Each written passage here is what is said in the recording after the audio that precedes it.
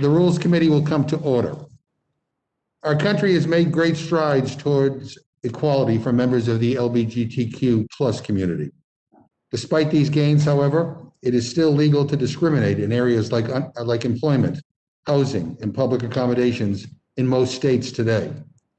Our civil rights laws protect Americans on the basis of things like race, sex, disability, and religion, but not sexual orientation or gender identity. It is beyond time for that to change. That's why we are considering H.R. 5 today. The Equality Act will amend our existing civil rights laws to extend the same protections to LGBTQ plus Americans, and it does so in a way that balances religious freedom. The House passed a similar bill last Congress with a bipartisan vote. What's different this time is that we now have a Democratic Senate and a Democratic president who has pledged to sign this bill if it reaches his desk. The Equality Act was first developed roughly 50 years ago. We should seize this moment and finally make it a reality. We should not let a patchwork of state laws allow people to be discriminated against because of who they are and who they love. We are also acting today to fight climate change and to protect our public lands. H.R. 803, the Protecting America's Wilderness Act, will designate 1.5 million acres of land as wilderness or potential wilderness. It is a win-win. This bill will help us protect our climate by taking these areas off the table for development and taking excess carbon out of our atmosphere. And it will protect drinking water, preserve natural habitats, and bolster recreation economies, ensuring these pristine areas can be enjoyed for future generations. Now let me turn to our ranking member, Mr. Cole, for any remarks he wishes to make. Thank you very much, Mr. Chairman. Mr. Chairman, we have two items on our agenda today. The first I'll discuss is H.R. 803, the Protecting America's Wilderness and Public Lands Act. The bill is a collection of 8 underlying bills, all referred to the Natural Resources Committee, that all designate specified tracts of land for protection as part of the National Wilderness Preservation System.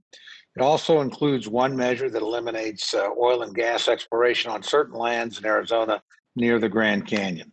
Well, I think all members of Congress, including Republicans, would agree that protecting public lands is an important goal. I have some real concerns about this package. First and foremost, this is a partisan package. Not a single Republican has signed on to any of the underlying bills as a co-sponsor, and some of the lands designated for protection under the bill are in congressional districts where the local member of Congress does not even support this action. That alone is an inauspicious start for this package. Second, I think we need to be clear about what will be the impact of this bill.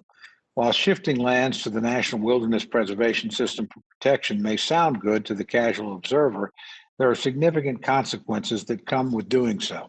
The lands in question are removed from economic development, which undoubtedly will have a negative impact on the economic base of the area in which the lands are located. Moving lands into the National Wilderness Preservation System also has the impact of removing them from use for motorized recreation, which will further harm economic development. Similarly, the section of the bill removing the lands from availability for mining can also be expected to drive down the economic base of the region. This bill is a recipe for putting additional economic pressure on rural areas that are already suffering under the weight of the pandemic. Third, Republicans on the Natural Resources Committee have expressed concerns that the majority is not taking into account fire prevention plans and policies, which have not yet been updated to account for the new additions to the National Wilderness Preservation System.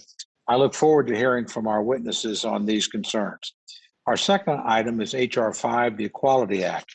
This is a complicated and complex piece of legislation that would make sweeping changes in our nation's civil rights laws if enacted.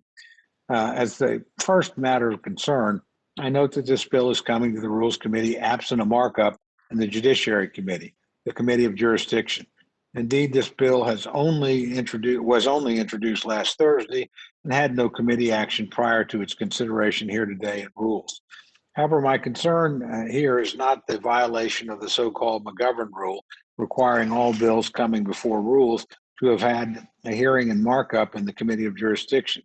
Rather, this bill is an illustration of why the McGovern rule is a good guide for us to follow.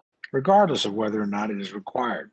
H.R. 5 is a deeply complicated bill that will make serious changes to American civil rights law. On a matter this complex that touches all Americans and will make such sweeping changes in our laws, do we not owe it to ourselves, to the institution, the American people, to take the time to actually consider this?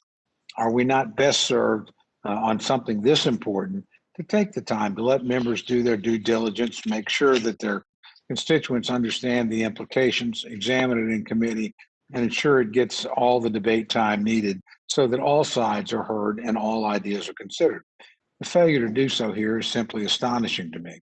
That failure is most evident when one considers the real lack of information about how this bill will work in practice. Much that is in this bill is well-intentioned, but I share the concerns of my Republican colleagues who believe that parts of this bill may ultimately be unworkable. For example, the bill includes the term, quote, gender identity, unquote, a term that has such a vague definition that even proponents of the bill do not agree on exactly what the term means. And I could say the same for the wholesale changes this bill will require for women's athletics, for domestic violence shelters, and for any other location traditionally segregated according to sex. When making changes to our civil rights laws, important as they are to our nation, we need to be very clear about what the law means and how it is to be applied. Failing to do so will prevent Americans from knowing what exactly Congress intends, which is a recipe for disaster in enforcing the law. While I respect the author and the work he's done, I do not believe this bill, as written, is clear enough to handle the myriad of difficult situations that will inevitably arise from its application. The solution to that problem is clear enough. Since members of the Judiciary Committee did not have the opportunity to amend the bill, make it better and clearer, then I believe the House must have the opportunity to amend the bill on the floor. I believe this committee should make as many amendments in order as possible to ensure that all sides are heard and debated on the floor. At the very least, providing for a rule that meets that goal will ensure that all members will have had a chance to consider this bill, to propose new ideas, and to ensure that each side receives fair and open consideration. Since H.R. 5 is about fairness and equality, we should ask nothing less of ourselves than we are asking of the American people. With that, Mr. Chairman, I yield back. I thank the gentleman. The gentleman yields back. Just for the record, I want to point out that in the 116th Congress, the Judiciary Committee held a hearing on the Equality Act on April 2nd, 2019. The committee marked up the nearly identical bill, also numbered H.R. 5, on May 1st, and ordered it reported by a party line vote of 22 to 10.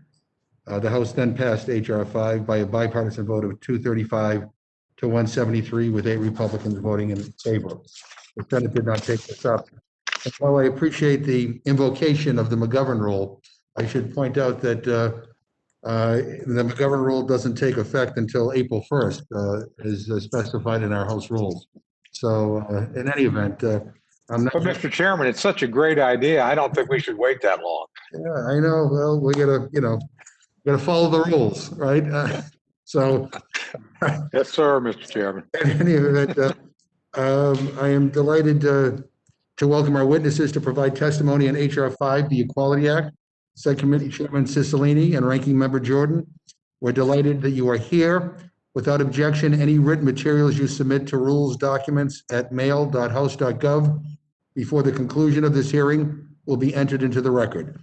At this time, I'd like to recognize the gentleman from Rhode Island, Mr. Cicilline. Thank you, Chairman McGovern and Ranking Member Cole, for inviting me to testify regarding H.R. 5, the Equality Act. This is the same bill with updated findings that the House passed in the 116th Congress with a bipartisan vote, as Chairman McGovern just mentioned. This long overdue legislation would explicitly outlaw discrimination against lesbian, gay, bisexual, and transgender Americans and strengthen non-discrimination protections for women and people of color. As a nation, we endeavor to embody fairness for all Americans. Sometimes we stumble, but we struggle onward. This is an opportunity to take a strong step forward and enshrine equal protection under the law for the LGBTQ community. It's time for us to declare our support for equal rights for all people. When the Declaration of Independence was written and the powerful words, "all men are created equal," were included in it, the phrase did not include men of color, Native Americans, or women. It most definitely did not include LGBTQ individuals.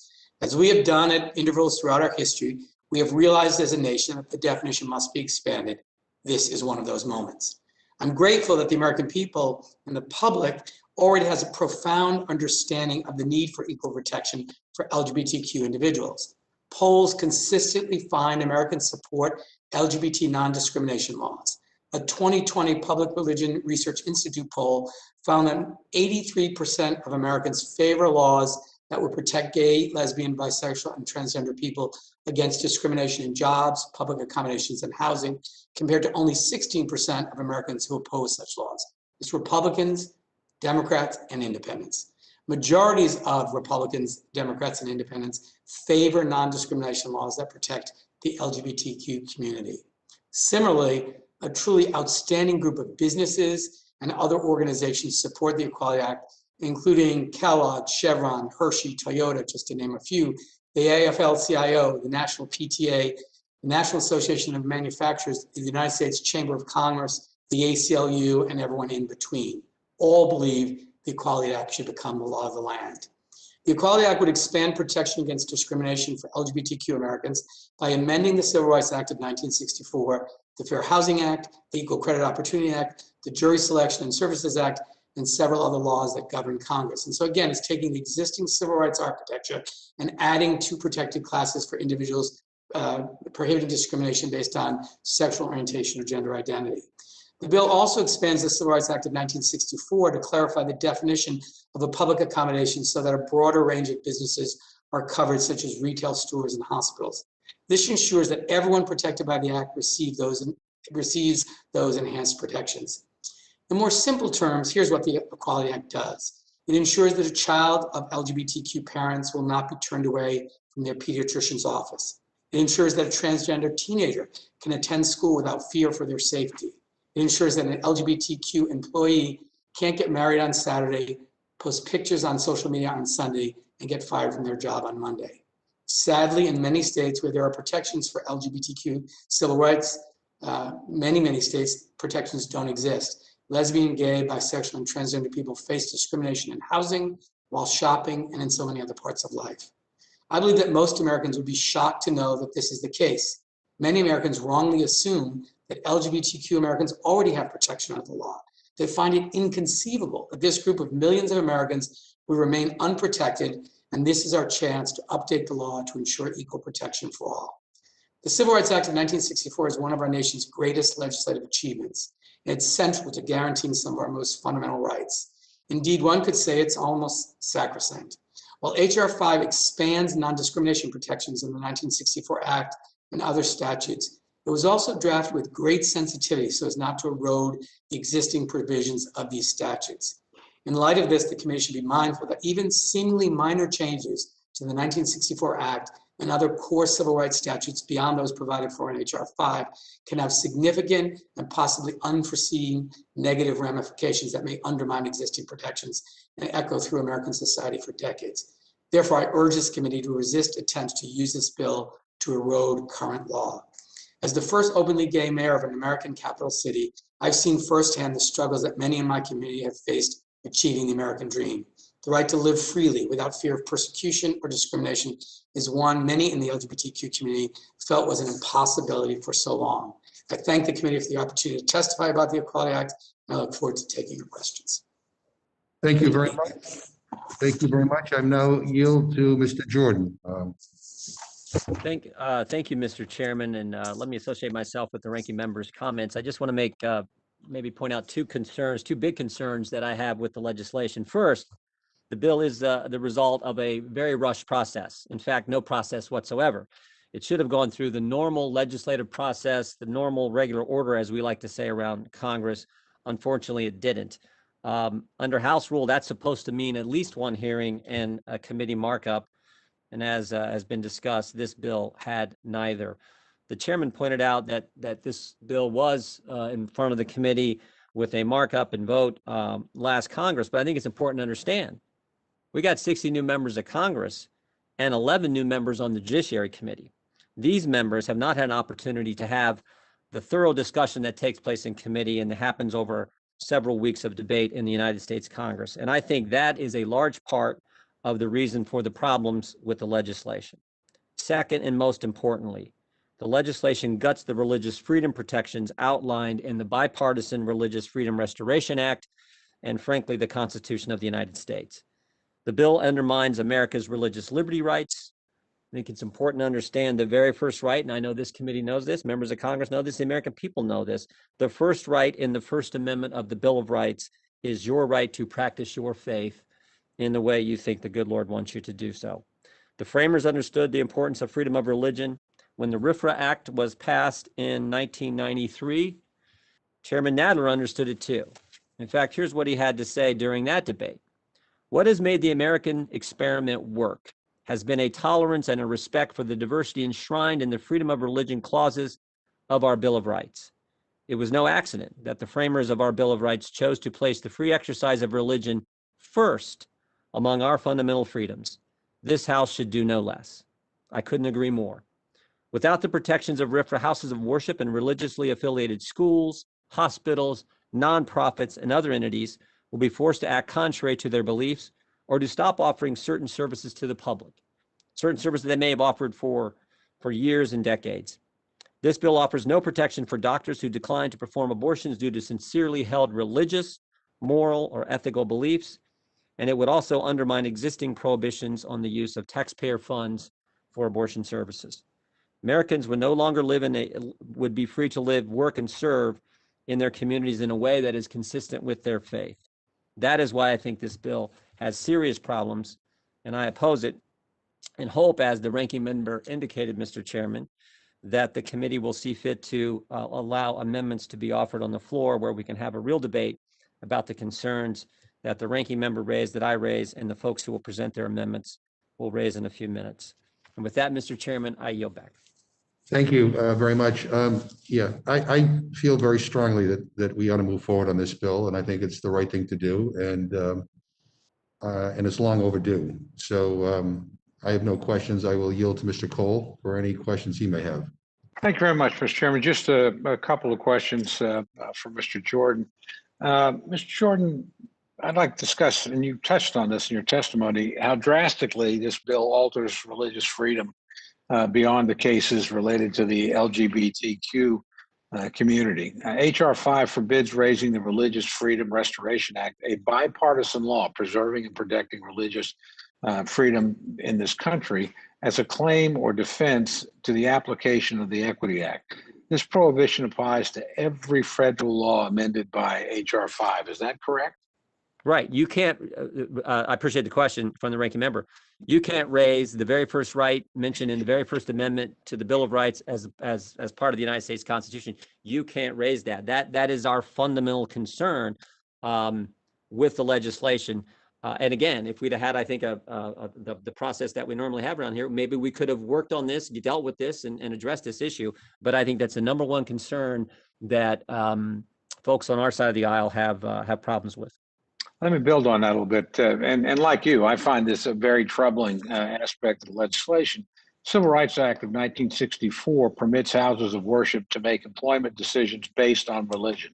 So if the Equality Act were enacted, could a Catholic or Protestant church be forced to hire somebody outside their faith or somebody outside any faith, an atheist, for instance? Yeah, that is the very real concern that we have. And you know, again, we're talking about fundamental liberties here, fundamental freedoms here, as I've said now a couple times, as I think you indicated in your opening statements, Mr. Cole. We're talking about, as Mr. Nadler indicated in his statement with the RFRA Act back in the mid-90s. We're talking about the very first liberty mentioned in the very first one the founders talked about in the First Amendment. And so, yeah, and what does this mean for the people? Particularly, you're thinking about Catholic services or these not-for-profits, the people they serve in many times disadvantaged communities. What does it mean for the kind of service they then provide these people? Are they going to have to stop because of this sincerely held religious belief? That is a real question, a real concern, and something that I think is very troubling with this legislation. Well, to my friends on the other side of the aisle, even the Affordable Care Act contained conscience or refusal provisions for religious persons, and that is a very great concern to me because, again, the Equality Act expressly denies those kinds of exceptions. So we are breaking new ground here. And I think it would have been worth having a robust discussion about this at the committee level, and hopefully we certainly can have that on the floor and the appropriate votes. One last question, if I may, Mr. Jordan. I was a co-sponsor and strong supporter of the Pregnancy Non-Discrimination Act and voted for it on the House floor last Congress. Make no mistake, I believe it's a policy area deserving of Congress's attention and action. However, I'm concerned that under the guise of preventing pregnancy discrimination, the Equality Act essentially creates a national policy of abortion on demand for any or no reason, and that this bill would prevent, for example, faith-based hospitals from declining to provide abortions on demand. Are my concerns well-founded? They sure are, and it's why I raised it in my opening comments. Again, I think just underscoring our concerns with the legislation. No one wants discrimination of any sort, any form, but we also need to respect people's religious beliefs, as the founders understood well. So, yeah, I think that's a valid concern, and that's why you raised it, it's why I raised it, and why we should have more debate on this legislation before proceeding further. Or, as you indicated, Mr. Ranking Member, allowing amendments to be offered. I'm not sure what all amendments are there, but I know there are several being offered from the Republican side. Well, we're certainly going to offer an opportunity to have, for instance, an open rule on this so that all members, because this is an important piece of legislation, could come to the floor. Because again, we were denied a committee process here where that could have been taken care of at that level. But anyway, thank you very much for your testimony. Thank my friend from Rhode Island for his testimony as well. And Mr. Chairman, I yield back. Yeah, thank you very much. I probably should at this point see whether Mr. Cicilline has any response to any of these issues. Oh, absolutely, Mr. Chairman. I'm sorry. I didn't mean to cut off my friend. Thank you, Mr. Rankin, for your kind words. And I say that, because listening to the exchange, it is frustrating. Mr. Jordan says that nobody favors or wants discrimination, yet for too long it's been tolerated and it's been sanctioned. And this is an attempt to put it to an end once and for all. So, Mr. Cicilline, if you have anything you want to add. Thank you, Mr. Chairman. And just to put a finer point on that, 2/3 of LGBTQ Americans report experiencing discrimination in one of the forms I've described. So this is a real issue in this country. But let me put to rest this notion that the Equality Act in any way disturbs existing religious exemptions. The Equality Act simply says whatever religious exemptions exist, they remain in place with respect to the LGBTQ community. We're not looking for more protections. We're not looking for less. We're asking that the religious exemptions apply in the same way. And so to answer the question very directly that Mr. Cole raises, religious organizations, not just houses of worship, are free to limit participation in a wide array of activities and services to only members of their faith, period. That remains unchanged by the Equality Act. Similarly, no member of the clergy, no religious institution will be forced to perform a ceremony that's contrary to their religious beliefs. So all those exemptions for ministerial functions, efforts to limit services to your own congregation, to people of your own faith, as determined by you. So you could have a Catholic church say, we're going to have a food pantry only for people in our church, only for Catholics. And they get to decide who's a Catholic in good standing, and they get to decide who exclude. All of those religious exemptions exist today. They will exist after the passage of the Equality Act. It does nothing to change that. With respect to the abortion question, it is absolutely not the case that anyone will be compelled to perform medical services they don't currently perform. All this Equality Act says is if you perform a medical service and you currently do that, you just can't deny it to someone based on their sexual orientation or gender identity. You're not required to perform anything you don't currently do. So let me reassure you that the religious exemptions that exist will apply the same way. They have been well developed. We are not asking for greater religious exemptions. We're not asking for less. We're asking that they be applied the same way, and it strikes a balance. And the reason RFRA makes no sense in this context is because RFRA was created to protect religious minorities. And the purpose of it was to say, before you can have any infringement on religious exercise, there has to be a compelling state interest. We already know as a matter of law and policy that ending discrimination is a compelling state interest. That's the whole purpose of the civil rights law. And so it just simply says, since the Equality Act is about promoting equality and preventing discrimination, we don't need to worry about, is there a compelling interest? That is the compelling interest, and it doesn't make sense to invoke RFRA. So again, religious exemptions remain intact to the same extent they've always existed. The Equality Act doesn't change that. And we, I think, balance always in the civil rights area two competing interests: one to protect religious freedom, and the other to protect a very strong interest in ending discrimination. We strike that balance in the same way we do in all the other areas of the civil rights law. Thank you very much. Ms. Torres. Thank you, Mr. Chairman, and I am a proud co-sponsor of this legislation. You know, I'm so happy to be on the Rules Committee to talk about fundamental rights, human rights. In the past decade, America has made some progress towards securing fundamental rights for the LGBTQ plus community. Last year, the Supreme Court ruled that gay and transgender employees are protected from discrimination based on their gender identity and sexual orientation. That's at work. Since becoming president in January, President Biden has made enormous strides toward implementing policies that protect LGBTQ rights, including signing executive orders to allow transgender soldiers to serve, mandating housing and workplace protections for LGBTQ individuals, and standing up for equality across the globe. However, we cannot rely on a president or on an executive order to guarantee protections for LGBTQ plus individuals. The queer and transgender community spent the last 4 years facing assault after assault on their basic human rights, from housing to healthcare, leaving many LGBTQ people wondering if these rights are guaranteed for the moment, under this administration, and what about the next administration? What would they bring? Presently, 11 million LGBTQ plus Americans live in a constant state of instability. By failing to provide a stable legal doctrine, we keep them marginalized. I don't think that that is the purpose of Congress. Last week, February 18th, China Creel, a 25-year-old transgender woman, was murdered.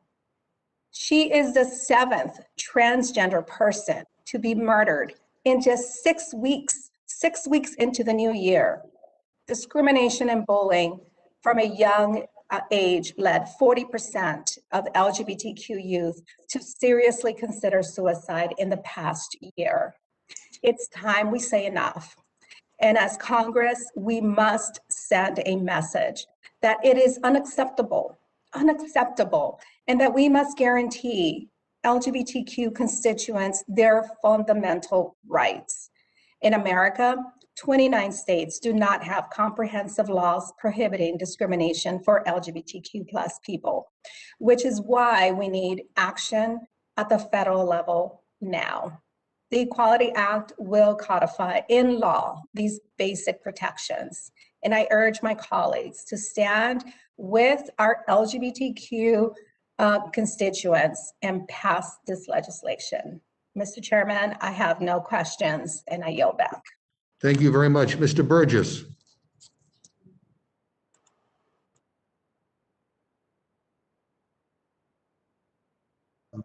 Okay, let me go to Mr. Reschenthaler. Thank you, Mr. Chairman. I appreciate it. Ranking Member Jordan, I have a question for you. I was just curious how the Equality Act will impact Title IX, which, as you know, ensures women have the same opportunities as men in sports. So with that, Ranking Member Jordan, I yield to you. Well, I appreciate the gentleman's question. I think it's fairly obvious if someone who's I think it undermines Title IX, frankly. I mean, Title IX, we have 4 children, two daughters, and both were athletes. I think it undermines their ability to that undermines the intent of Title IX.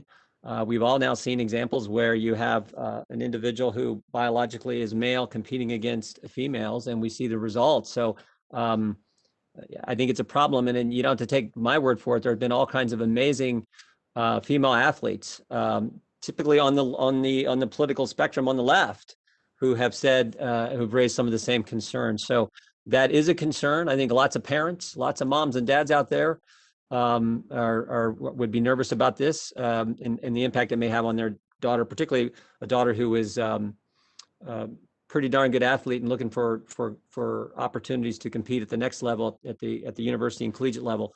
So I think that's a concern as well. I think the biggest concern is a religious liberty issue, but I think this is a valid concern that people have, and I think it's warranted. Thank you, Ranking Member Jordan. And with that, I yield back to the chairman. Thank you. Mr. Perlmutter.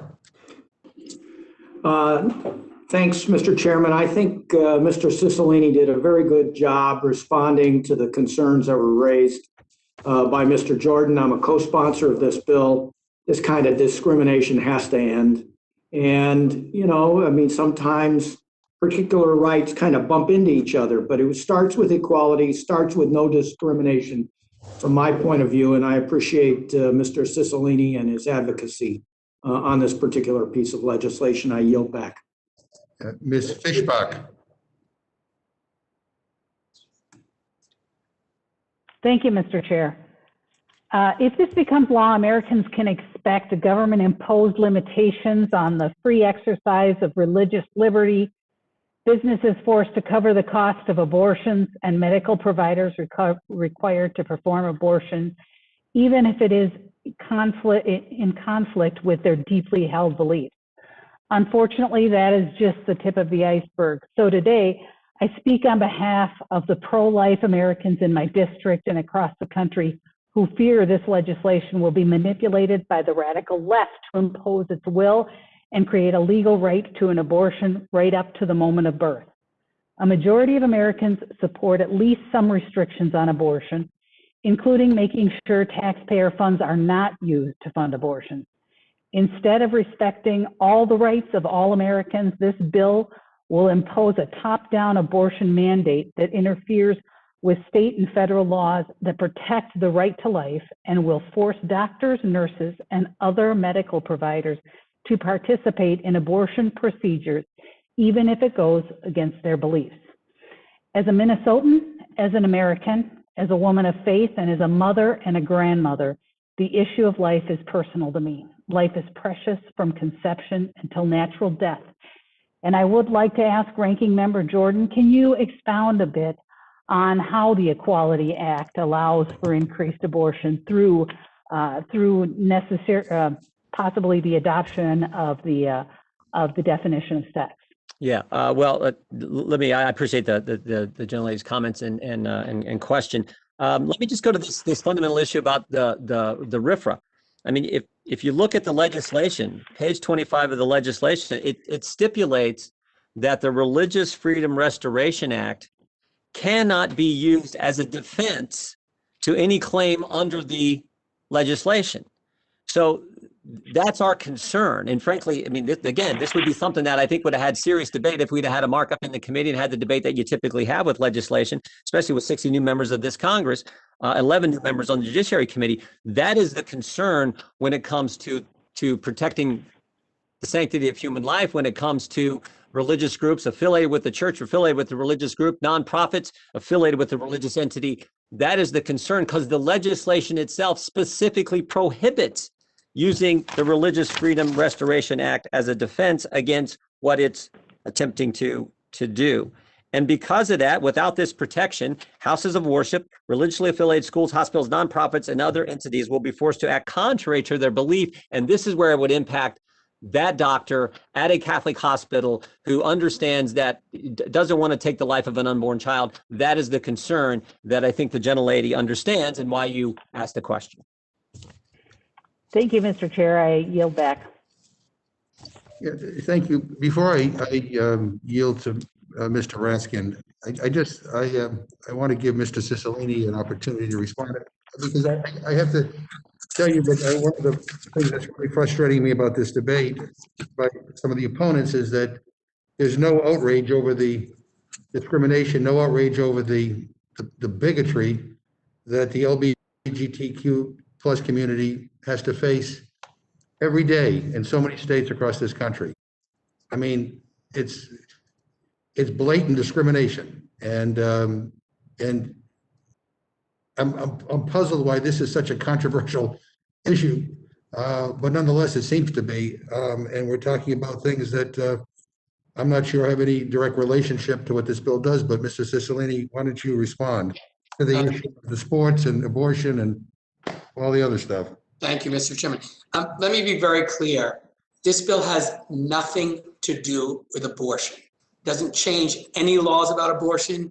It doesn't have the potential to change, no matter how much some people might be worried about it. It simply doesn't do it. And so it doesn't require specific healthcare services to be provided. It doesn't create any right to an abortion. It doesn't create a right to abortion on demand. That simply is not in the bill. This is a bill that prohibits discrimination based on sexual orientation and gender identity in several areas of life, period. No more, no less. Second issue on women in sports. Let's be very clear. This notion that somehow transgender women are entering sports and winning at a higher rate than cis women or women that are born women is simply, there's just no evidence of that. It doesn't exist. It's not a real issue. There's no evidence that people are transitioning to become a woman in order to win a trophy or win a competition. It's just not the case. That's number one.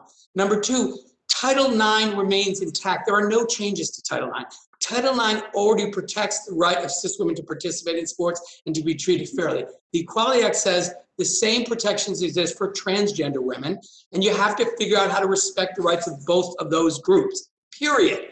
And Title IX is unchanged. If people feel they've been aggrieved in some way, treated unfairly as a result of the participation of trans women, they have a cause of action under Title IX.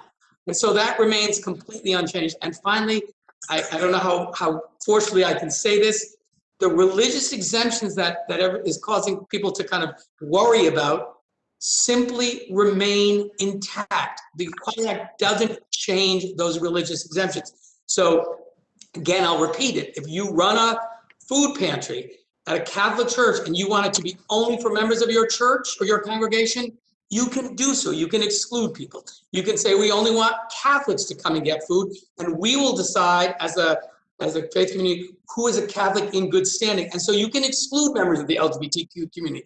That's the religious exemption that currently exists.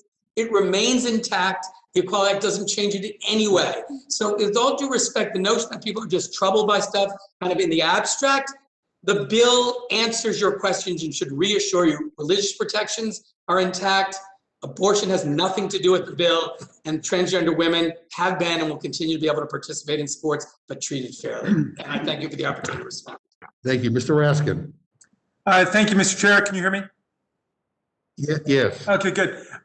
Thank you very much. And Mr. Cicilline, thank you very much for your lucid testimony here. Just to be clear about this, as I understand it, there are 29 states that have adopted civil rights legislation protecting the LGBTQ community against discrimination. Has this law in the states ever led to abortion on demand in the 9th month, as was suggested by one of the members before? No, nor has it even led to my knowledge, a claim that somehow created a right to abortion. It just has nothing to do with it. It's a completely irrelevant distraction. What we have before us is civil rights legislation about protecting the rights of the LGBTQ community to be treated equally in all aspects of life. And as you suggest, most people think that's the case, but that's because it exists in most states, but it doesn't exist in every state.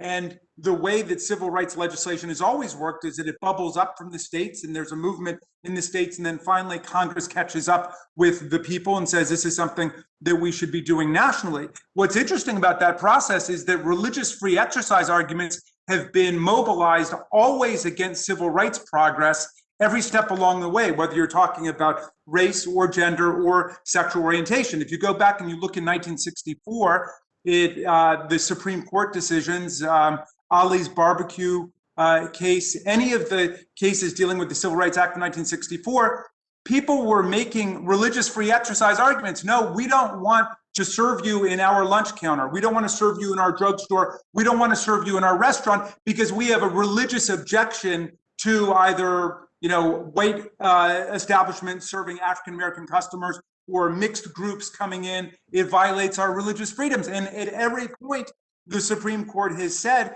that the rights of the people to participate in civil life and in commerce override anybody's asserted religious free exercise objection to discriminate against other people. And, even when women got the right to vote, people were saying this violates the biblical command that women must remain in the home and can't have the right to vote. And we overrode that with the 19th Amendment. So I'm glad that you clarified this doesn't change any church or religious establishment's rights under the law today in any way at all. But I do recommend to my friends who are asserting that there's somehow a religious free exercise right to discriminate or a religious free exercise right to override general secular laws of universal significance to check out the work of none other than Justice Scalia in Employment Division versus Smith in 1990, where he completely blew away this argument.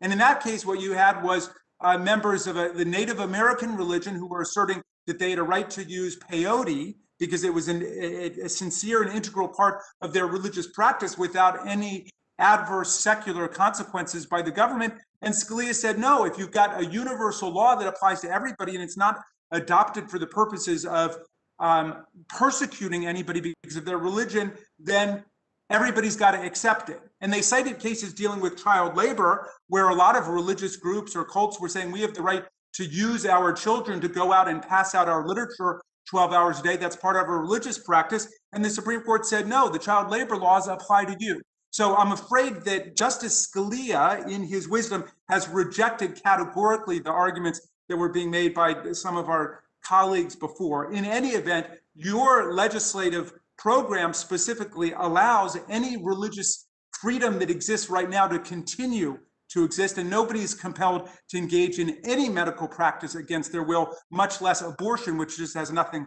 to do with it. So this is civil rights legislation. I'm glad that we are clarifying that it's civil rights legislation. It's going to apply to millions of people. This should be a day of great pride for all Americans who believe in the equality of all Americans. This is what it means to be an American, to accept other people's equal rights in public places. I yield back to you, Mr. Chairman. Thank you. Ms. Scanlon.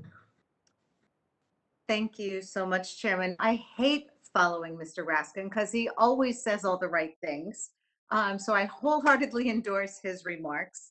But look, this is the Equality Act. We are asking to extend the protections of the Civil Rights Act to our LGBTQ community. And that is long, long overdue.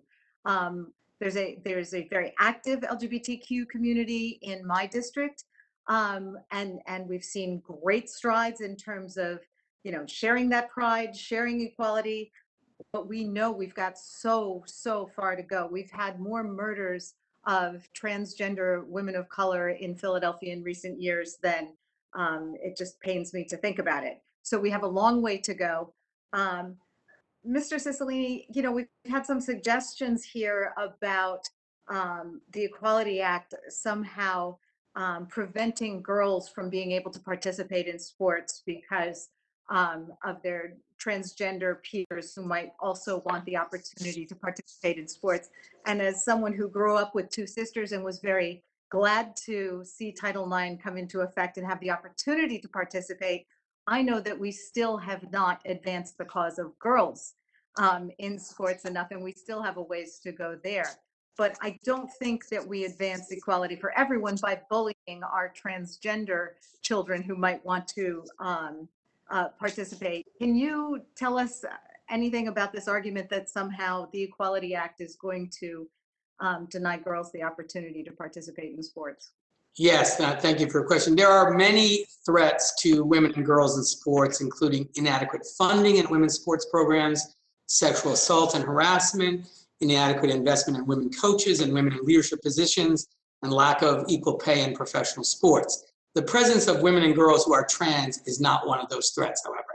There's just no evidence that trans women are winning competitive sports at a higher rate of success than cis women. There's just no evidence. There's been no claim of that. In fact, no trans woman has ever qualified for the Olympics despite being eligible to compete in the women's Olympic category at least since 1994. So there are only a handful of women and girl athletes who are trans who have had any success in the US at the high school and collegiate level, despite hundreds, if not thousands, of trans women and girls who are competing. So this is a solution in search of a problem. It just doesn't exist. That's number one.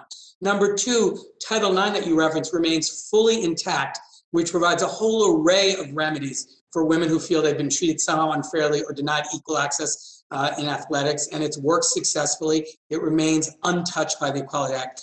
All the Equality Act says those rights that give women, cis women, the right to participate and be treated fairly also apply to trans women and give them equal protection under the law.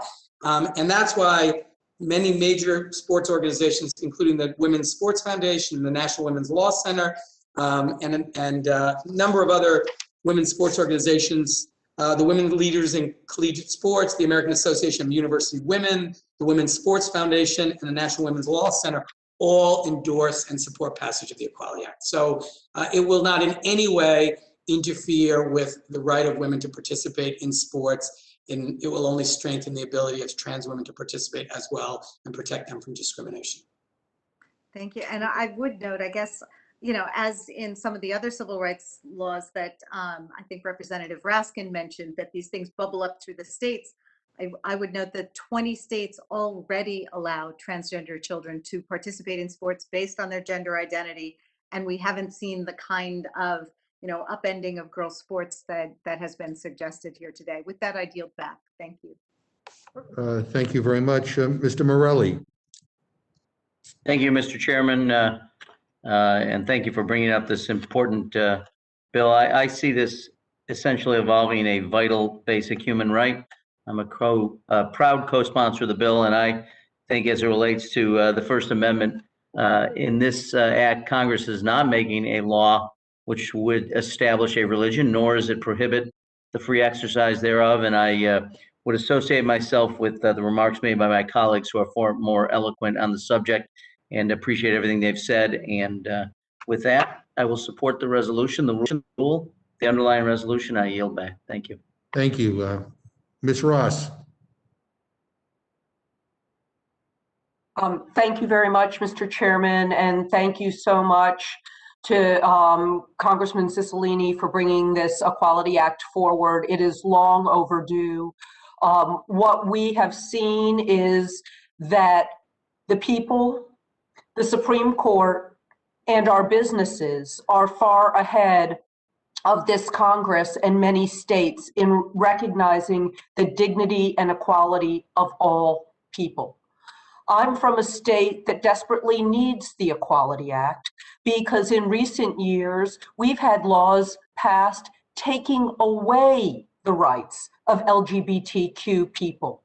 And not only has that been an offense, an indignity, but it has hurt the entire state of North Carolina. We recently had a law that was passed after a local government tried to extend more rights to LGBTQ folks, and the legislature punished the entire state by outlawing doing that. And the result was nothing short of economic catastrophe for the state of North Carolina. We have seen with the people who have signed on to this and are supporting it, it is bipartisan. We have chambers of commerce who are in favor of it. It is, as we know, simply the right thing to do. And the state of North Carolina needs a national law to protect our people. Thank you so much for bringing this forward. I am a proud co-sponsor. And with that, Mr. Chairman, I yield back. Thank you very much. Does any other member of the committee wish to ask a question? Seeing none, I would like to thank our witnesses, Mr. Cicilline and Mr. Jordan, for their testimony. You are now excused. Thank you, Mr. Chairman. Thank you, Mr. Chairman. Okay. This closes the hearing on HR 5. I would now like to call up our next panel to testify on HR 803, the Protecting America's Wilderness and Public Lands Act. Representative DeGette and Ranking Member Westerman, we're delighted that you are here. Without any objection, any written materials you submit to rules documents at mail.house.gov before the conclusion of this hearing will be entered into the record. I now recognize the gentlewoman from Colorado, Ms. DeGette. Thank you so much, Mr. Chairman, and also Ranking Member Cole, members of the Rules Committee. I want to thank you for considering today HR 803, which is the Protecting America's Wilderness and Public Lands Act. The Rules Committee print for HR 803 combines 8 previously standalone proposals, which will protect and conserve America's public lands, promote outdoor recreation, and help us as a country prepare for the impacts of climate change. Each one of these bills has passed the House in the last Congress with bipartisan votes of support, either individually or in combination. Title I of the rules print includes my bill, the Colorado Wilderness Act, which I'll talk about briefly in a moment. Title II includes the Northwest California Wilderness, Recreation, and Working Forest Act, introduced by my Natural Resources Committee colleague, Representative Jared Huffman. Title III is Congressman Derek Kilmer's Wild Olympics Wilderness and Wild and Scenic Rivers Act. Title IV is Representative Salud Carbajal's Central Coast Heritage Protection Act. Title V, the San Gabriel Mountains, Foothills, and Rivers Protection Act, has been brought forward by Representative Judy Chu. Title VI, the Rim of the Valley Corridor Protection Act, is offered by Representative Adam Schiff. Title VII includes the Colorado Outdoor Recreation Economy, or the CORE Act, which is legislation sponsored by my good friend and colleague from Colorado, Representative Joe Neguse. And finally, Title VIII includes the Grand Canyon Protection Act, offered by the chairman of our committee, the House Natural Resources Committee, Representative Grijalva. In total, the Protect America's Wilderness and Public Lands Act would designate nearly 1.5 million acres of public land as new, expanded, or potential wilderness in Colorado, California, and Washington, and also add more than 1,200 miles of rivers to the National Wild and Scenic River System. Another approximately 1.2 million acres of public lands would be withdrawn from new drilling, and mining, ensuring that like iconic landscapes like the Grand Canyon and Colorado's Thompson Divide are permanently protected for future generations to enjoy. In short, it's almost 3 million acres of protection of wildlands in the West. This bill also contains new or expanded recreation areas and national monuments, scenic and special management areas, restoration areas, trails, and other visitor use facilities. All of these designations will also help further environmental justice efforts by improving access to clean water, clean air, and healthy outdoor recreation, while supporting jobs, local economies, and historically underserved communities. Now, each one of these titles has its own merits and diverse coalitions of supporters, but as a whole, the Protecting America's Wilderness and Public Lands Act represents a commitment by this Congress to ensure that public lands are at the forefront of our work to deliver equitable climate solutions for the American people, including protecting 30% of America's lands by 2030. If you may indulge me for a moment, Mr. Chairman, I just want to talk very briefly about the Colorado Wilderness Act, because it's been near and dear to my heart for over 20 years.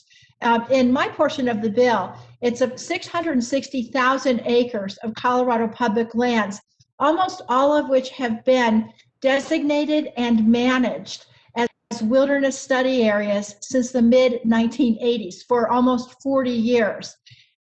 Recently in Colorado, a poll showed that 2/3 of the people on the western slope of Colorado, which is where these lands are situated, support increased wilderness.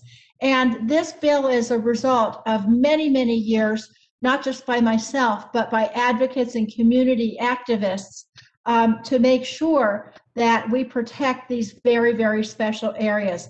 We have over 14,000 letters of support from residents. We have support from over 350 businesses. And I'd like to invite everybody on the Rules Committee to come with me next summer when I go on one of my wilderness trips to look and see at these fantastic areas which are so important to preserve for our heritage. Anyway, I just want to say the type of collaboration we had for the Colorado Wilderness Act, it's not unique to my bill. It is endemic in every single one of the pieces of land that are contained in this large omnibus bill. And frankly, by providing lasting protections for large connected landscapes in Colorado, California, Washington, and Arizona, we really make sure to continue our strong public lands legacy and that we pass it on for future generations. With that, Mr. Chairman, I'm happy to answer any questions. Thank you very much. I'm now happy to yield to the gentleman from Arkansas, Mr. Westerman. Thank you, Chairman McGovern, Ranking Member Cole, and members of the committee. I appreciate you holding this hearing. Wildernesses are something we're all passionate about. The gentlelady made a strong argument for wilderness areas, and I hope to be able to at least present part of the rest of the story about the Protecting America's Wilderness and Public Lands Act. It's an unbalanced partisan package of 8 public land bills that has not gone through regular order and lacks the consensus needed for legislation of this magnitude. The bill creates nearly 1.5 million acres of new wilderness, withdraws 1.2 million acres from mineral production, and designates over 1,200 miles of wild and scenic rivers. To put some of these numbers in perspective and to be able to understand the order of magnitude of these proposals, please consider that the miles of wild and scenic rivers this bill designates are enough that I could drive from my district in Hot Springs, Arkansas, to Times Square in New York. That drive would take over 19 hours at over 60 miles per hour.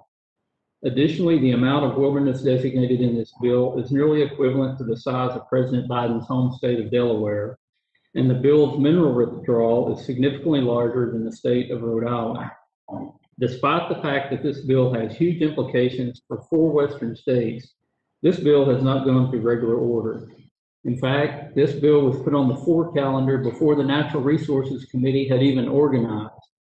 Some of our freshman members, like Representative Lauren Boebert, have not even been in Congress for 2 months now, and this bill is going to the floor without her consultation, approval, or ability to offer a single amendment in committee.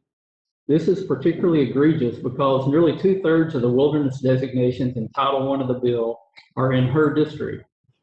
Because Republicans on our committee were unable to offer amendments to this bill through a committee markup process, I'm asking the Rules Committee to make as many amendments as possible in order so we can at least have a fraction of the debate that is deserved. Specifically, I think the committee should consider amendments that affect the following 6 areas. The first one is recreation and public access. During the COVID-19 pandemic, Americans have been getting outdoors and enjoying their public lands more than ever. The last thing we should do is restrict existing recreational activities on those lands that people are currently utilizing. Wilderness is the most restrictive federal land designation and doesn't allow for many forms of recreation, including mountain biking and ATV use. Many of the lands designated under this bill include existing motorized and mechanized trails. For example, Title I of the bill designates a potential wilderness area that overlaps with 8 miles of the Tabawatch Trail in Colorado.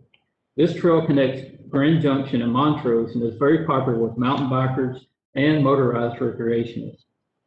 Representative Moore of Utah, Representative Calvert, and myself have offered amendments that I hope are made in order that would preserve these existing recreational uses and protect public access to these lands.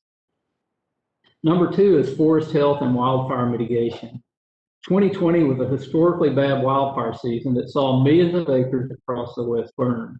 Wilderness designations severely limit the ability to mechanically treat areas that are overgrown and fire prone, and in the past 10 years, nearly 7 million acres of wilderness and wilderness study areas have burned up in catastrophic wildfires. Alarmingly, this bill also designates lands in the wildland-urban interface that are close to communities and at a high risk for wildfire. Designating these lands as wilderness is a serious threat to life and property in these areas. My amendment number 46, Rosendale amendment number 36, LaMalfa amendment number 64, and Moore amendment number 6 should all be top considerations for the committee as you debate which amendments to make in order. The third is national security. Lamborn Amendment number 43 would modify a study in the bill that was accepted as an amendment last year to delay any wilderness designations until we can verify these designations do not impact our military readiness. There are serious concerns this bill could impact critically important helicopter training at the Colorado National Guard's high altitude aviation training site. It is common sense that we would wait to designate these lands until we can absolutely be certain there is no national security impact. Number 4 is good governance. Several of the members whose districts are impacted by this bill strongly oppose this legislation and have not been meaningfully consulted on its provisions. Representative Stauber has offered amendment number 11 that would exempt 3 congressional districts that are represented by members who oppose this bill. Because these members have not even been consulted on this package, I would strongly urge this amendment to be made in order. Additionally, I introduced Amendment 45 that would exempt any lands that do not meet the definition of wilderness in the Wilderness Act. Wilderness is supposed to represent lands that are untouched by man, not lands that already have existing infrastructure like roads or trails. Tens of thousands of acres designated under this act were not recommended by the agencies and should be removed from the bill. Am I alone in seeing a problem with designating an area as wilderness that doesn't meet the definition of wilderness? The fifth one is mineral security. Title 8 of this legislative package imposes a 1 million acre mineral withdrawal in Arizona that would put the largest tract of uranium deposits in the country off limits forever. It's estimated there's 326 million pounds of uranium in this area. This action will undoubtedly result in increased imports of uranium from nations that are hostile to the interests of the United States.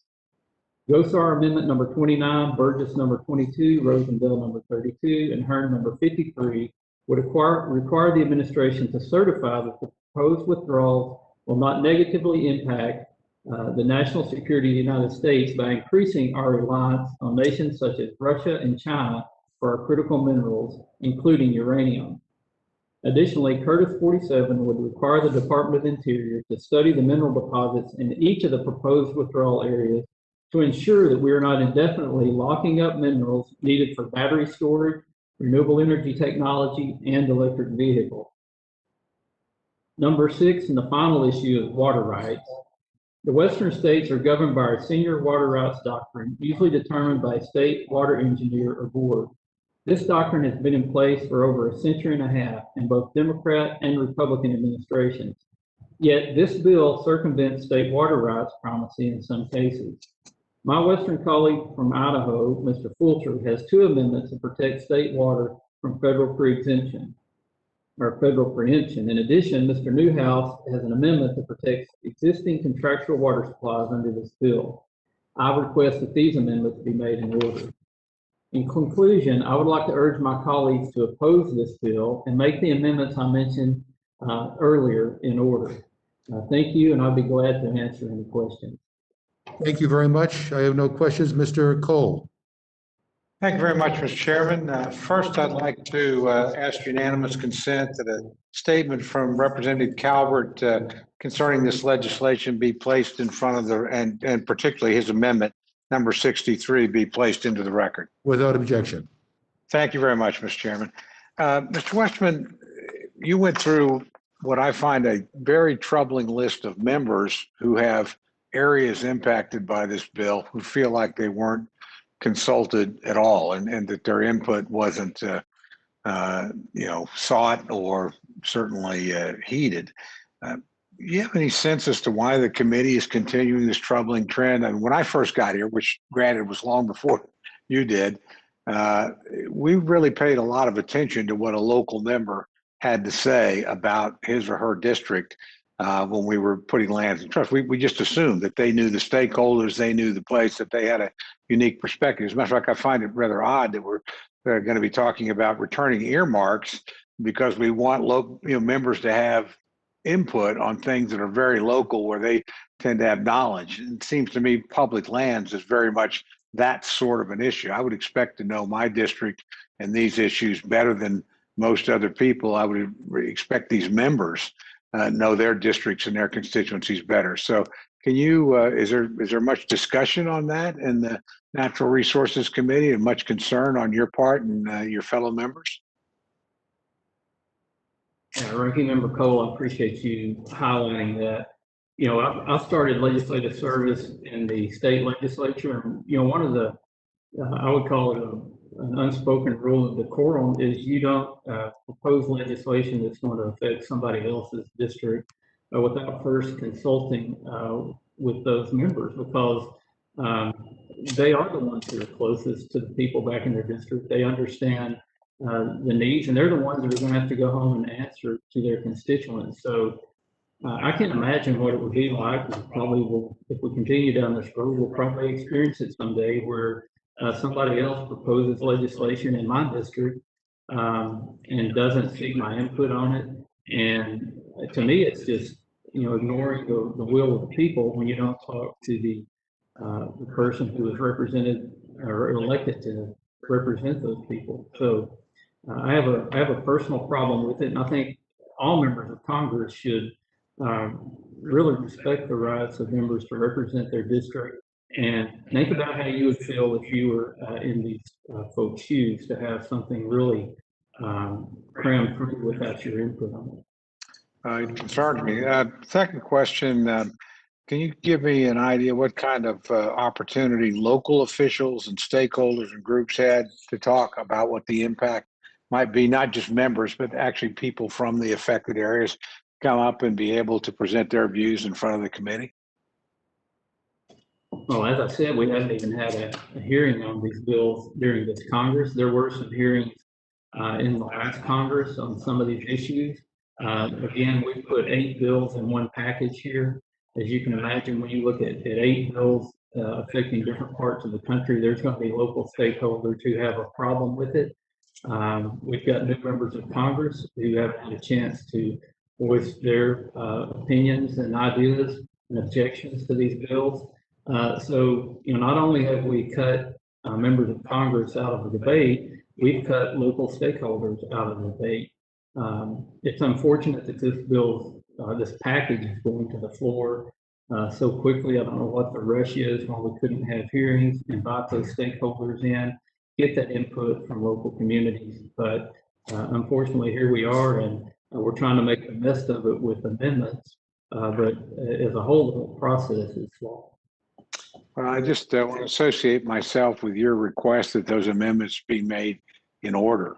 Frankly, since we didn't have a committee process, since members weren't consulted, they at least ought to have the opportunity to make their case on the floor where they've got specific concerns. And I think it's a tremendous overreach not to allow them to voice the concerns of their constituents and not to allow us to have the special knowledge they have of their own districts and their own concerns. So with that, Mr. Chairman, I would yield back.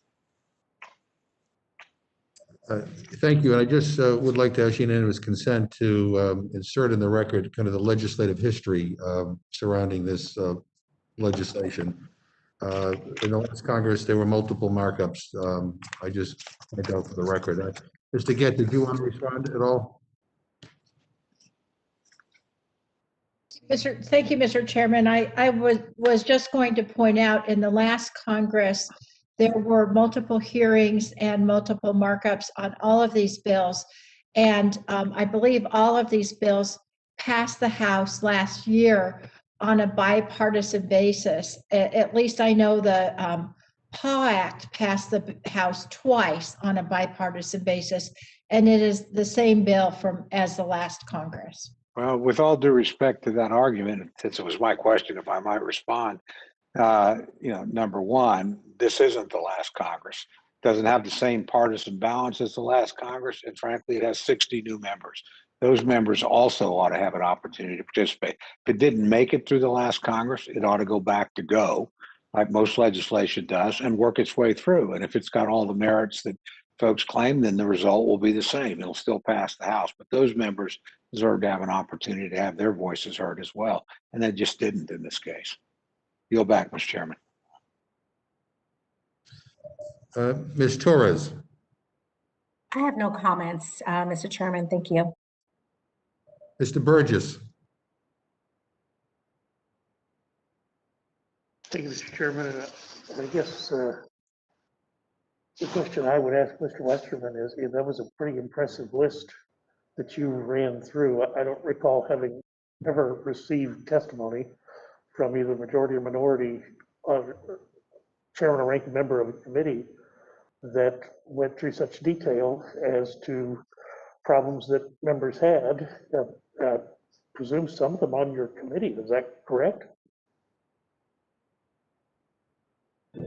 Yes, sir. You know, the fact that we're, again, putting these bills on the floor without having the committee process, there was a lot of objection by members. This is huge. I know there's a big $1.9 trillion bill going through Congress this week that's probably going to garner most of the headlines. But when you think about the amount of land that's being locked up, the implications to national security, the implications for our supply chain, when last year or in 2019, the U.S. only produced 0.5% of the uranium that's needed for our energy needs. People say, well, you know, that's being supplied to us from Canada and Australia, but Canada and Australia is being forced out by these state-run mining companies. And we're seeing the amount of uranium coming into the country from our allies decreasing as well. So there's major implications associated with this so-called land package. And you know, I'm not going to rehash everything again, but I promise you there's a lot of concern on our side of the dais that hasn't been addressed. Well, I can't disagree with you. And again, I just don't know that I've ever heard a recitation from, again, either a chairman or ranking member of the problems that you went through by listing all of the amendments that have been filed to this bill. And Chairman McGovern, I recognize that you all have got till April 1st. You don't have to follow regular order. But I'm just reminded of the words of Tom DeLay when he was the majority leader. In times of trouble, regular order can be your friend. So I would make that recommendation to you, and also recommend that this bill be defeated and sent back to the committee and allow them to do their good work. So I thank you, and I'll yield back. Yeah, thank you very much. And since my name was invoked again, in McGovern rule, I just could say that I think it's a pretty sound rule, and because of the pandemic and the time to get things organized, we've given it until April 1st. But I remind the gentleman that when they were in charge, they had no such rule. And I'm happy to go through a recitation of all the legislation that was brought before the Rules Committee that never got a hearing or never was marked up in committee, major pieces of legislation. I now yield to Mr. Perlmutter.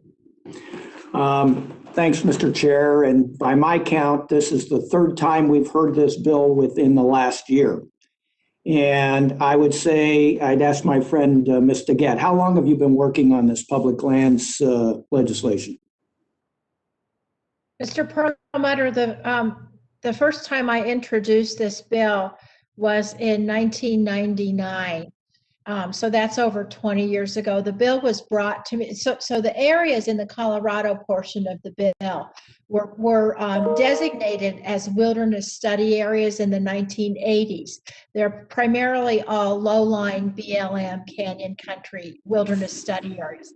And they've been managed as wilderness for the last almost 40 years. A group of community activists tried to survey the remaining wild areas in Colorado, and they brought me the bill in 1999. I've been working on the bill since then. What that means is I've been going out to the communities in the affected areas, meeting with the citizens, the local elected officials, the county commissioners, hundreds of businesses, the outdoor recreation industry. And I've also personally toured many of these areas myself. Some of our colleagues, Mr. Lambourne came on one of the trips with me, and others have come on these trips to look at these wilderness areas.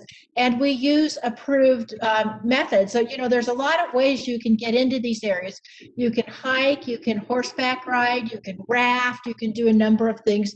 And also recreation opportunities. You can hunt, you can fish, you can do all sorts of things. So we've done all of that. And it's been for over 20 years we've been doing that. All right, so let me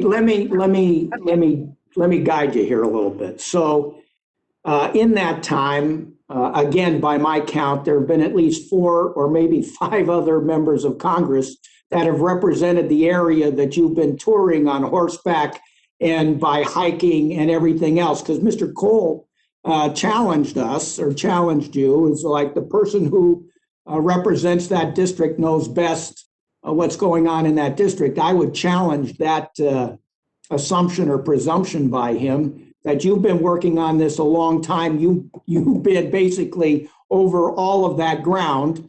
And in that period of time, there have been several different members of Congress. Am I mistaken? No, and I will point out to you, Mr. I've always consistently invited the other members of Congress. And as I also said, Mr. Lambourne took me up on it and came on one of the wilderness tours. But of those other people you mentioned, none of the rest of them ever did. And I guess I would also say that probably second only to getting the COVID package passed, public lands is sort of a number one issue for Coloradans, is it not? Oh, yes. It's 80%. There was a recent survey done at Colorado College. They do it every year.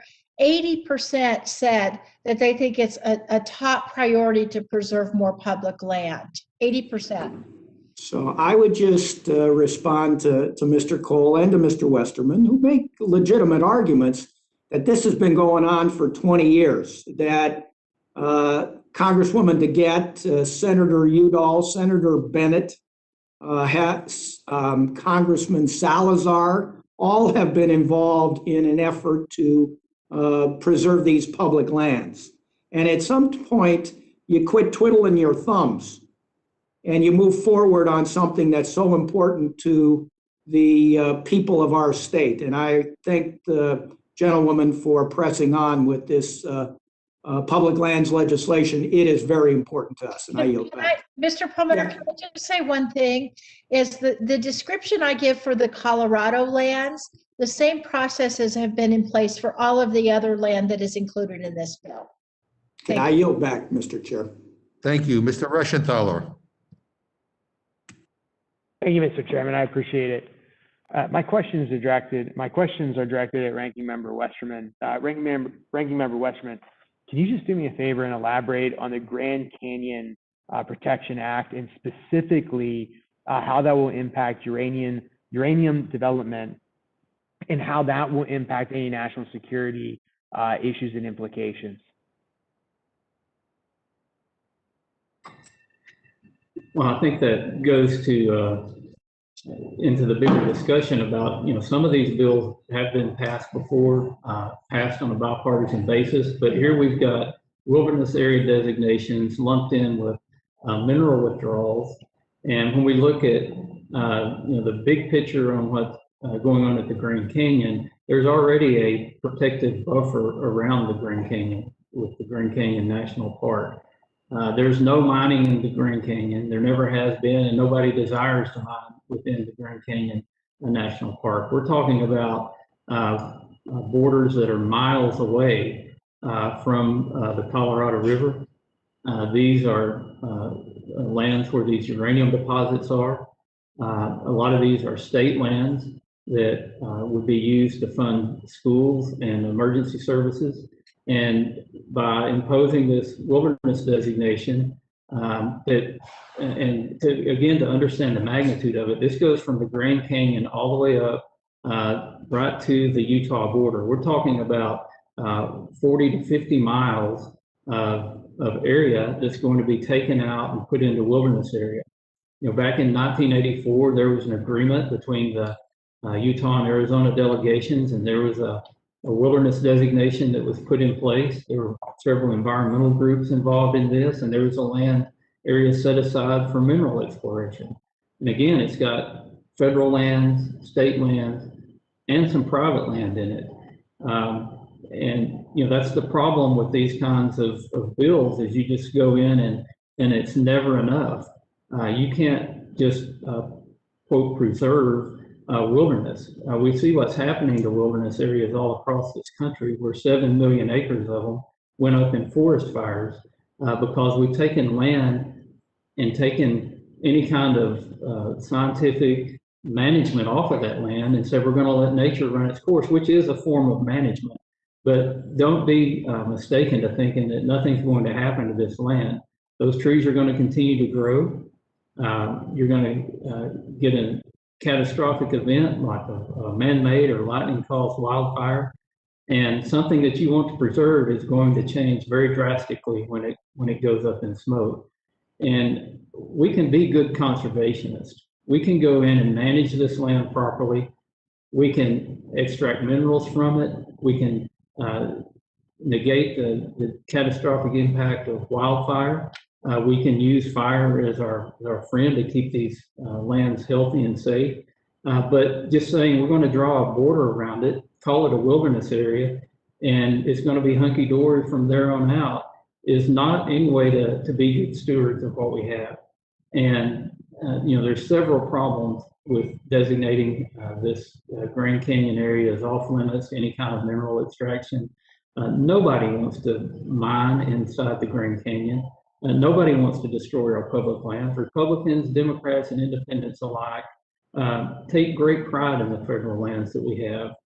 All we're asking is for some common sense, scientific approaches to managing it, not just trying to lock it up and throw away the key forever. So, Ranking Member Westerman, just to summarize and paraphrase, you're basically saying that uranium mining is really not a threat to the Grand Canyon. And additionally, this act is not needed to protect the Grand Canyon. Is that a fair summation of what you said? Absolutely, and there's been studies that solidify that. There's been mining going on there, and there's been analysis done. There's actually more uranium leaching into the Grand Canyon through the Basea pipes where these deposits are found than what a mine would ever cause. And again, we're talking about miles away from the canyon. I think there's this misnomer that people visualize a mining company working on the wall of the Grand Canyon, and that's the furthest thing from the truth. There's already a protective border and boundary around the canyon. This is going outside of that border and going many miles away from there. Really, it's just going to devastate the economy and do little for the environment. Thanks, Ranking Member Westerman. And can I just ask you to put yourself on mute for the next question? Thanks, Bruce. I appreciate it. Ranking Member Westerman, as you talked about regarding rare earth elements and our reliance on China and Russia, I just want to talk about that for a second.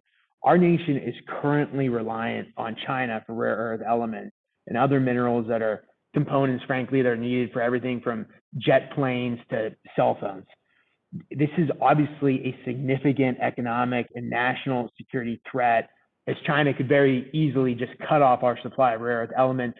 And that's not a stretch of the imagination. We know that China has done this to sister democracies such as Japan, for instance.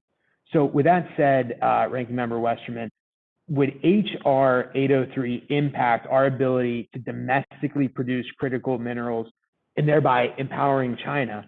And if so, what can we do to ensure that we don't tie our hands on rare earth and critical mineral development in these areas? Thank you. Yeah, thank you for that question. You're absolutely right. Taking the largest deposits or known deposits of uranium in our country off of the market will make us even that much more reliable on foreign suppliers. And like I said, in 2019, 0.5%. That's how much domestic uranium we produced when we could be producing all of our uranium.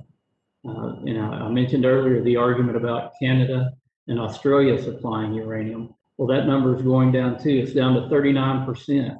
It was 42% in 2018 and over 50% in 2017.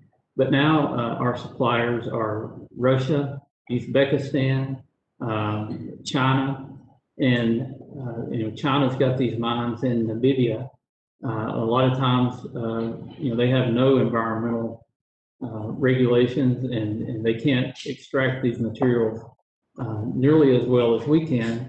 And we're talking about a green economy that's going to be more and more dependent on rare earth minerals, critical minerals, and we are blessed with those, and we should be utilizing them here in this country to create American jobs, to create cleaner power, and to do it with our resources and our people instead of farming that overseas and importing it more and more and more. And it's not, you can look through the list of critical minerals and other elements and minerals as well. And China and other countries who are not our friends on the supply chain are dominating those markets. And it doesn't have to be that way. We can develop these resources very environmentally friendly. We can be good stewards of the land. We can protect the Grand Canyon, and we can protect other areas when we extract these resources. Thank you, Ranking Member Westerman. I appreciate it. With that, I yield back to the chairman. Thank you. Thank you. Mr. Raskin. Thank you, Mr. Chairman. I've got no further questions on this. Ms. Fishbach. Thank you, Mr. Chair. Ranking Member Westerman, I'm concerned that this bill would strip away important resource-based jobs that the lands provide. And in my home state, for example, my friend and colleague, Mr. Stauber, has talked about forestry and logging, and they remain a vital part of Minnesota's economy, providing hundreds of thousands of direct and spin-off jobs. Mr. Cole did ask about members and local communities and stakeholders having input, but I'm just kind of wondering if you could talk a little bit about that, and where do these types of good paying jobs go when the land in question is locked away? Well, the first place I think these jobs go to is the private sector on private lands. But when you don't have all the resources you need on private lands, those jobs go to foreign countries. And the sad part is we could develop rural economies. We could utilize these resources in a sustainable way. There's nothing more sustainable and more environmentally friendly than a healthy forest. And we can manage those forests, pull these resources off, and make products like mass timber buildings that actually become carbon sinks. There's a lot of research going on biochar to increase the carbon absorbing content of our farmland. But we need these timber resources to make that happen. I talked about all of the elements and minerals that are needed for green economy. And we can, again, extract those in a more environmentally favorable way than anybody else in the world. And we can do that creating American jobs and rural economies. But instead, it looks like we're going to just continue locking up these resources and depending on other countries who aren't our friends, who are polluting. And it's a little bit hypocritical to say we want all of this new technology, but we're not going to use our resources to develop it. That it's not going to be in our backyard. It'll be in somebody else's backyard in some other part of the world that we'll likely never see. And thank you, Mr. Chair. I yield back. Thank you. Ms. Scanlon. I have no questions. Thank you. Mr. Morelli. No questions, Mr. Chairman. Ms. Ross. No questions, Mr. Chairman. Does any other member of the committee wish to ask a question?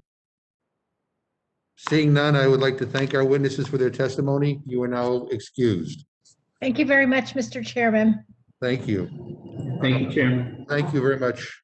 I would now like to welcome our next panel, Representative Boebert of Colorado, Representative Stauber of Minnesota, Representative Plaskett of the Virgin Islands, Dr. Burgess and Dr. Burgess. So we'll begin with Ms. Boberg. Unmute. Yeah. I apologize. I thought I did that. Chairman McGovern, Ranking Member Cole, and members of the committee, thank you for the opportunity to testify today. The bill we are discussing proposes to add nearly 1.5 million acres of new wilderness and permanently withdraws 1.2 million acres from mineral production. Approximately 550,000 of those 1.5 million acres that would be locked up by these new wilderness designations are in my district. A wilderness area designation is the most restrictive land use designation possible. It prevents things like bicycling and actively managing our forests to prevent catastrophic wildfires. Mr. Chairman, more than 55% of Colorado's 3rd district is federal land. In Colorado, access to federal land is vital to protect the livelihoods of local economies and ensure Americans can get out and enjoy our public lands. After the past year of statewide lockdowns, the last thing communities in my district need is further restrictions imposed by government limiting what they can do on public lands. People in my communities impacted by this lands package have raised significant concerns ranging from the loss of recreation, the elimination of multiple use of the land, and the overall threat to local rural economies.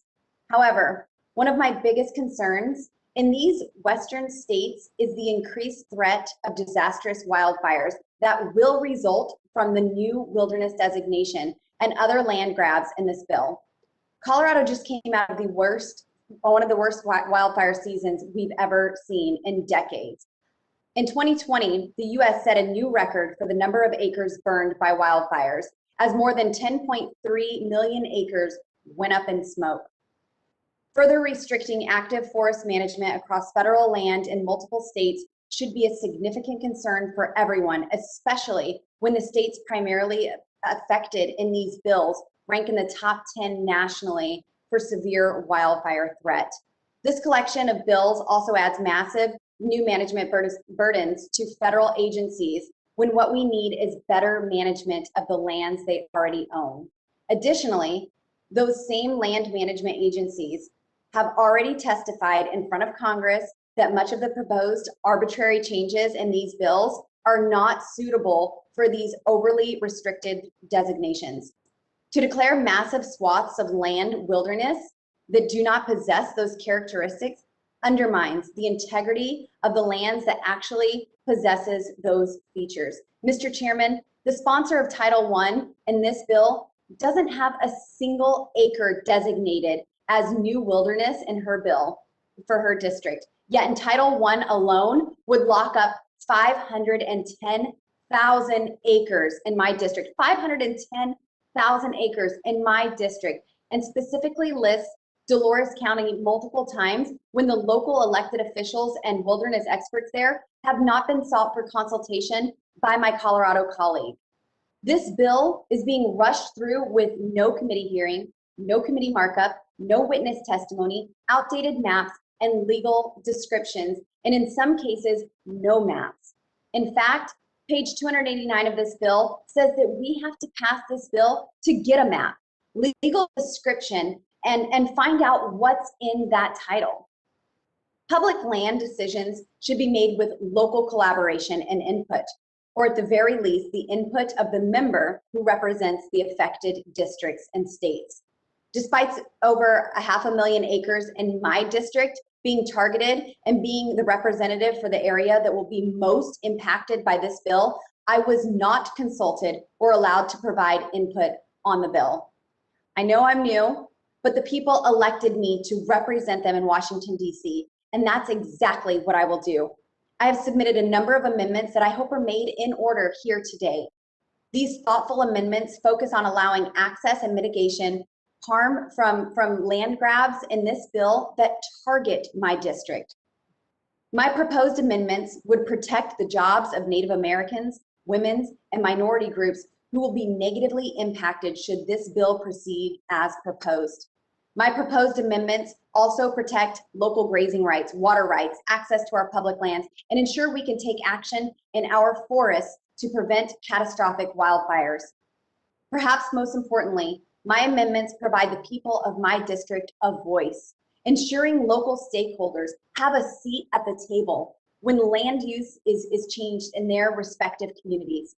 After talking with a number of stakeholders, local officials, and people in my district over the last 2 weeks, and many more, they will be impacted by this bill. I was elected to Congress because the people in my district felt underrepresented. They are tired of having their voices drowned out by elected officials in Denver. I'm confident that my proposed changes are what's best for Colorado and the American people. I ask you to reconsider reaching into my district and taking the land from the people that I represent. Thank you, Mr. Chairman. And with that, I yield back the rest of my time. Thank you. Mr. Stauber.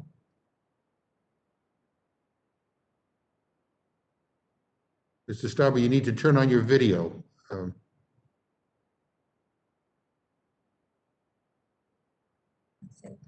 right, well, Hello? yeah, okay. Where are you? Okay. Mr. Stauber, you can testify now. I think you've disappeared again. We'll come back. Why don't we come back to Mr. Stauber? We're going to go to Ms. Plaskett, and then we'll come back to Mr. Stauber. Thank you very much, Mr. Chairman, and thank you to the members, Chairman McGovern, Ranking Member Cole.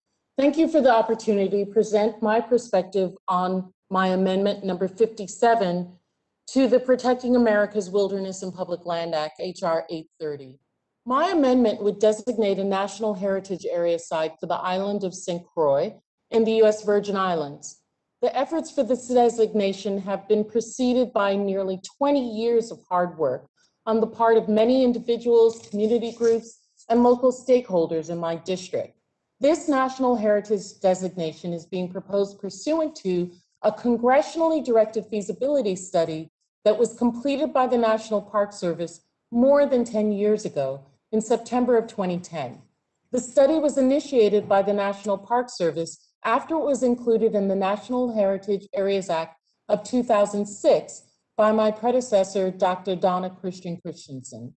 According to the National Park Service, national heritage areas are places that are federally designated to preserve an important aspect of America's past and share it with visitors. They are generally started at the grassroots level by community members.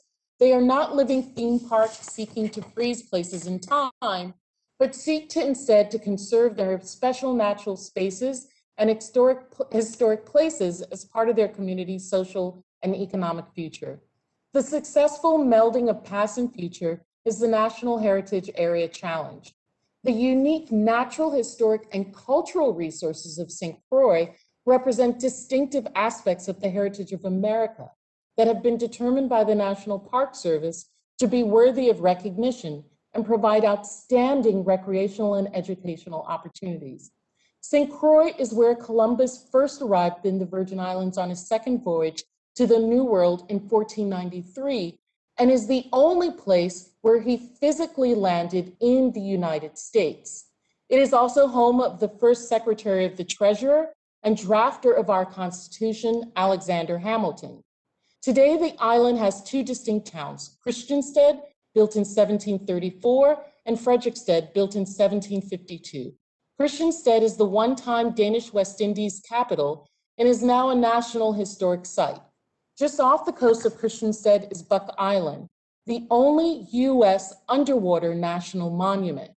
Frederiksted on the island of St. Croix is known for its shoreline and deep ports and is the site of the successful slave insurrection that led to the emancipation from chattel slavery in 1848. It is one of only two places in the Western Hemisphere where slaves were able to take their freedom.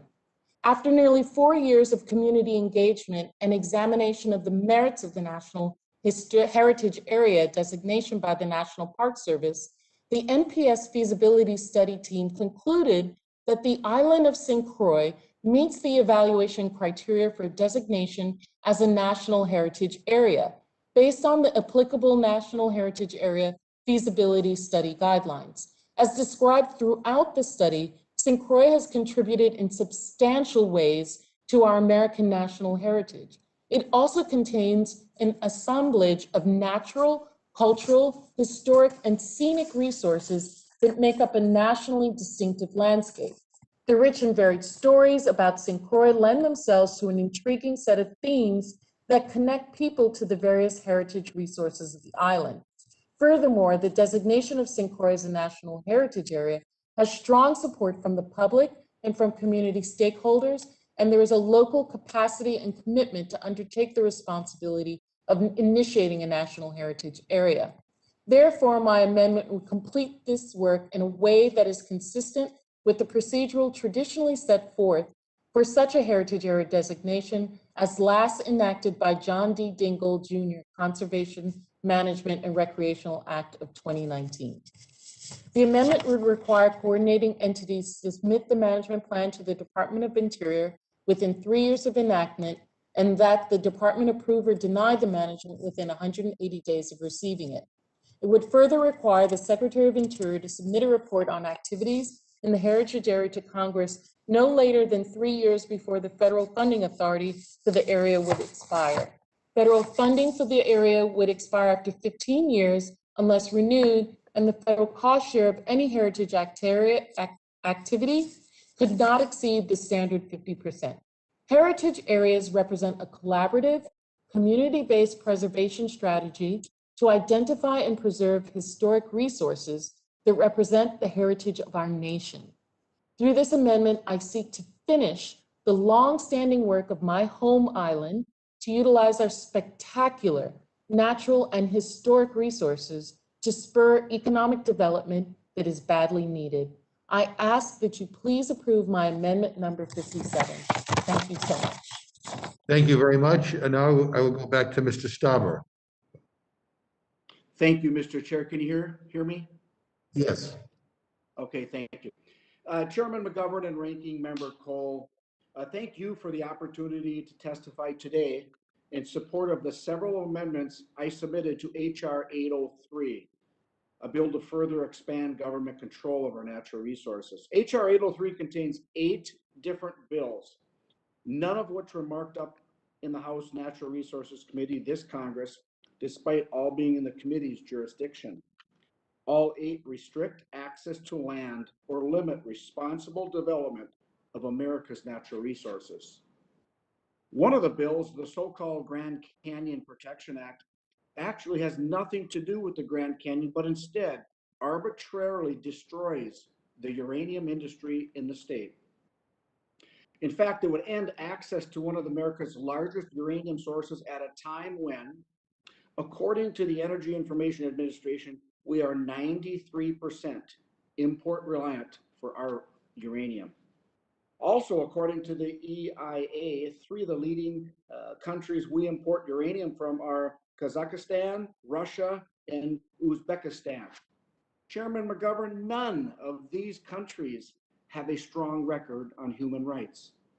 And for that reason, my amendment number 8 will require the Secretary of the Interior to consult with the Secretaries of Labor and Commerce to ensure the United States does not currently import uranium sourced or processed by child or slave labor before this bill takes effect. This is a common sense measure that has received significant bipartisan support in the past. Mr. Chair, last Congress, 16 Democrats voted in favor of a similar amendment in the Transportation and Infrastructure Committee.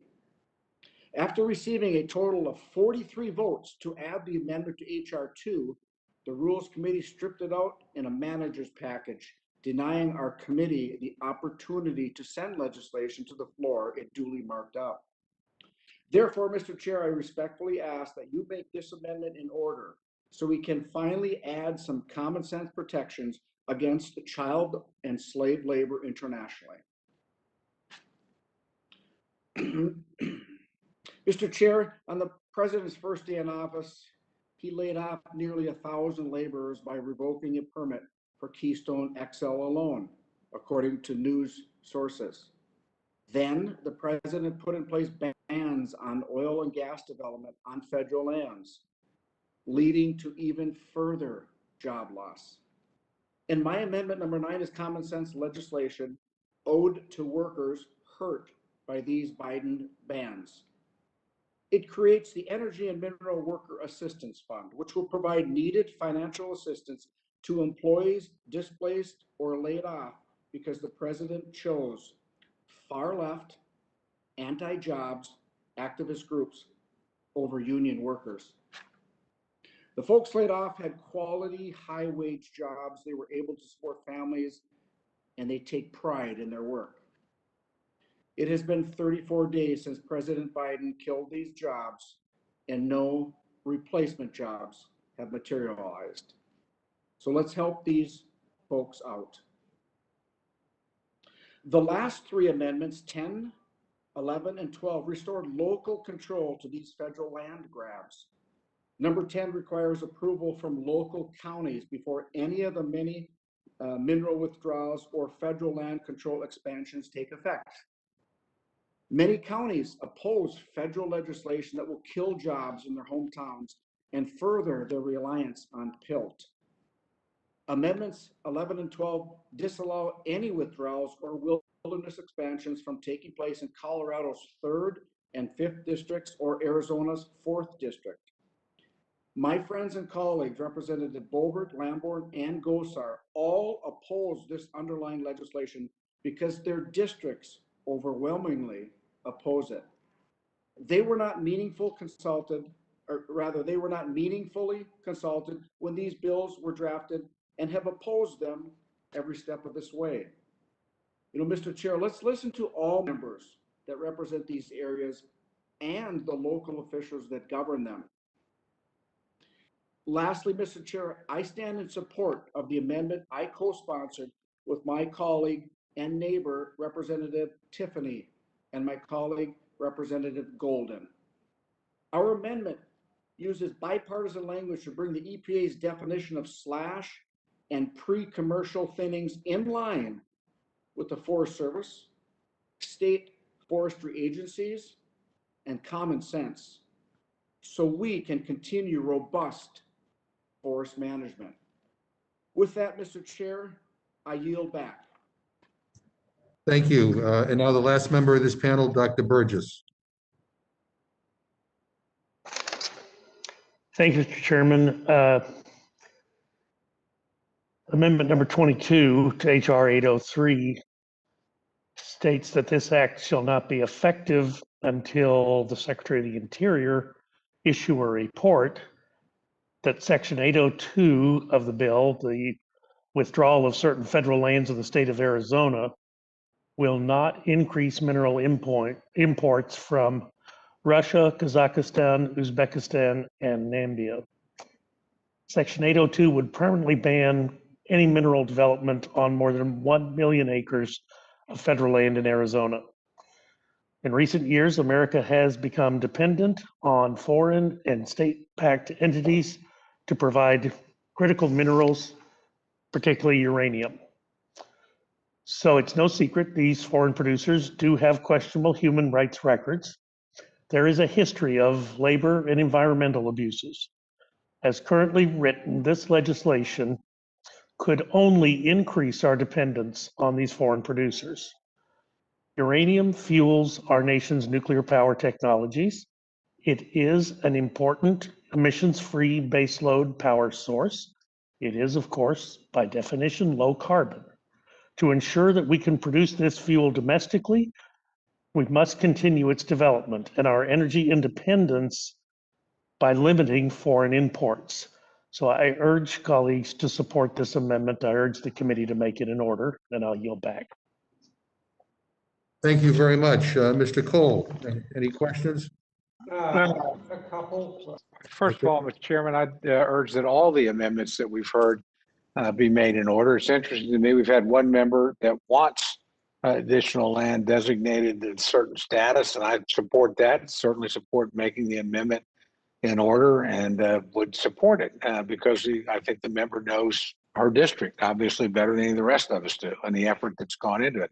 We have another member who said, no matter how well-intentioned, somebody shouldn't be able to come into my district and designate a 500,000 acres plus as wilderness over my objection. And just for the record, her predecessor also objected to this. So I just think that's astonishing to me that we're at the point that we're basically disregarding what members think about their own district. It's one thing when we're talking about national legislation, we all have different opinion, it affects the entire country, but to not give special consideration where members are speaking for local constituencies that we are going to impact disproportionately, no matter how well-intentioned the other member is, when nothing in their district is being impacted, that just astonishes me. I don't care how often you travel to the district, you don't know it as well as the people that live in the district and the people that represent the district. And however well-intentioned your idea is, you shouldn't be able to impose your point of view on to that kind of degree, in a very concentrated way. So I think we should go back to when we really listen when we're taking this amount of land out of productive use and not listen to local voices. So it concerns me a great deal. But I would just urge that all these amendments be made in order, that all these members, none of whom had an opportunity before the Committee of Jurisdiction to make their case, at least have an opportunity on the floor to voice their concerns about what's happening in their own districts. With that, Mr. Chairman, I yield back. Thank you. Ms. Torres. I have no comments, Mr. Chairman. Dr. Burgess? Well, I certainly want to thank everyone who's brought very thoughtful amendments. Serving with Representative Boebert on the Budget Committee, I've been impressed with her ability to. She's a very short time here in the House of Representatives, but she seems to have grasped a rather complex set of issues completely. And I think, as Mr. Cole just said, she should be listened to when the bulk of the land in her district is going to be affected by this. It is important that her amendment be made in order. And of course, Mr. Chairman, I don't have to tell you my amendment number 22. There's no question that it should be made in order, and look forward to the committee making that case. So I'll yield back. Mr. Perlmutter? Thanks, Mr. Chair. And ordinarily, I would agree with Ms. Boebert and with Mr. Cole, except that this acreage has been on the table for at least the 15 years that I've been in Congress. This is not a new issue. This isn't something that's a surprise. And I just, the polling statewide, and my guess is the polling in that fifth, are supportive of preserving the public lands that exist. And so there are two pieces of legislation. One is from Mr. Gett, one is from Mr. Neguse that play here. And I understand the ire that my colleague may have, and I understand the statements that Mr. Cole has made, but this has been an issue for, as I said, 15 years. We heard this bill 3 times last year alone. And so with that, I yield back. Mr. Perlmutter, I think Ms. Boebert had her hand up. Oh, sure. I'd yield to Ms. Boebert. I appreciate that, Representative Perlmutter, and thank you so much for trying to understand where we're coming from here. But this has been an issue for a very long time, and it's been an issue that my district has been very concerned with for a very long time. I have met with county commissioners on multiple times throughout my campaign, and now as their representative, and they've expressed the amount of letters that they've sent in to Representative DeGette and begged her to please not mess with their land. I believe that my election shows the polling in my district. They understand that I was there to advocate for multi-use on federal lands, and I would not allow. Let me reclaim my time. Let me reclaim my time so we can. But Ms. DeGette also has numerous letters from other commissioners, because we had this testimony in this debate with Mr. Tipton probably 2 times last year, where both of them were bringing in all sorts of letters from all sorts of commissioners who want to see either, some of them don't want to see it preserved, and others want to see all of this preserved. So it isn't, universal one way or the other. So to that point, you're right.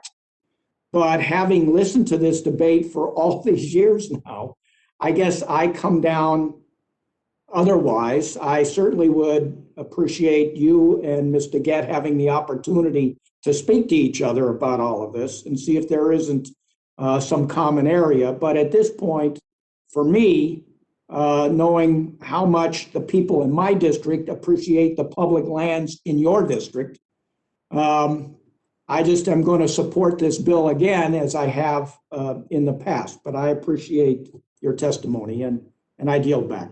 Thank you. Mr. Rushenthaler. Thank you, Mr. Chairman. Ms. Boebert, I believe you were speaking and time was reclaimed. Was there anything you'd like to add that you didn't get a chance to? I would just like to express the will of the voters in my district. My election is a testimony of what the voters are asking for there in the district, and they want the land for the people, people's land, and to close that off, to eliminate forest mitigation, so we can actually maintain our forests and prevent these wildfires. That's very important to us here. In my district, I had to drive hours around wildfires last year to campaign, and my district burnt up heavily because we aren't able to actively manage our forests. And so I would like the opportunity to speak with Representative DeGette about this. Unfortunately, it didn't come through the House Committee on Natural Resources, so I could have that conversation there and offer amendments there. And so I would just like my amendments to be considered and made in order through this hearing, since this is my only shot at protecting the lands truly for the people in my district. And with that, I yield back to you, Mr. Rushenthaler. Thank you very much for your time. Thank you, Mrs. Boebert. I appreciate it. With that, I would like just to associate myself with the comments made by our ranking member, Cole. And with that, I would yield back to the chairman. Thank you. Mr. Raskin. Thank you, Mr. Chairman. Let's see, I just wanted to make 2 points. One is about the language of land grab. As I understand HR 803, its purpose is to preserve the land of the people for the people so that it will bolster the outdoor recreation economies of Colorado and California and Washington and Arizona. It will preserve the extraordinary pristine wildlife habitats that are out there. And it will support access to clean water, all while reducing the nefarious effects of climate change, which we see in the out of control forest fires and the destruction of entire ecosystems and the drought and the flooding. And now what we've seen in Texas, some people are in complete denial about climate change and the effect that it's having on the environment. So when I think about land grabs, I think about the people that want to use land for their own selfish purposes, to make money for themselves, and then to leave wreckage for everybody else. So I would think that land grab doesn't capture what's going on in this bill. On the contrary, now I understand there can be honest differences about that. Some people want just to turn land over to uranium mining or whatever it might be, and don't want to keep the land for the people. But I think phrasing this in terms of local home rule or control just strikes me as kind of bizarre. I mean, I have in my district NIH and NOAA and the Food and Drug Administration. Do I have veto power over anything that anybody else in the country wants to do relating to the FDA or the NIH or NOAA and their budgets? I mean, that just strikes me as bizarre. The whole point of having a United States Congress and the Supremacy Clause is that Congress governs, and this is not a question up to local county commissioners or city councils or town councils. So with that, I will, I support the legislation strongly because I think it promotes a tremendous national public program. I yield back to you, Mr. Chairman. Ms. Fischbach.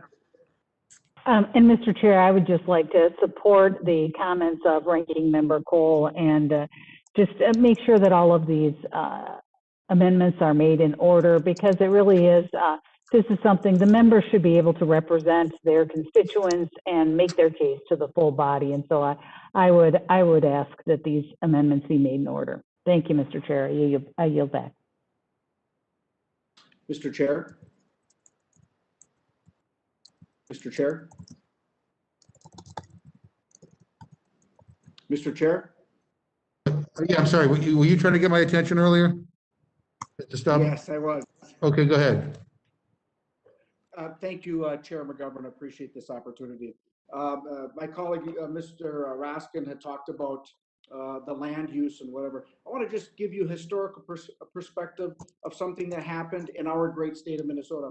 In 1978, the Boundary Waters Canoe Area Wilderness was established, and the buffer zone around the wilderness was established. And at that time, our congressional giant, James Oberstar, said, okay, if you're going to put this wilderness around the Boundary Waters Canoe Area and the buffer zone, that's fine, but do not take our livelihood away.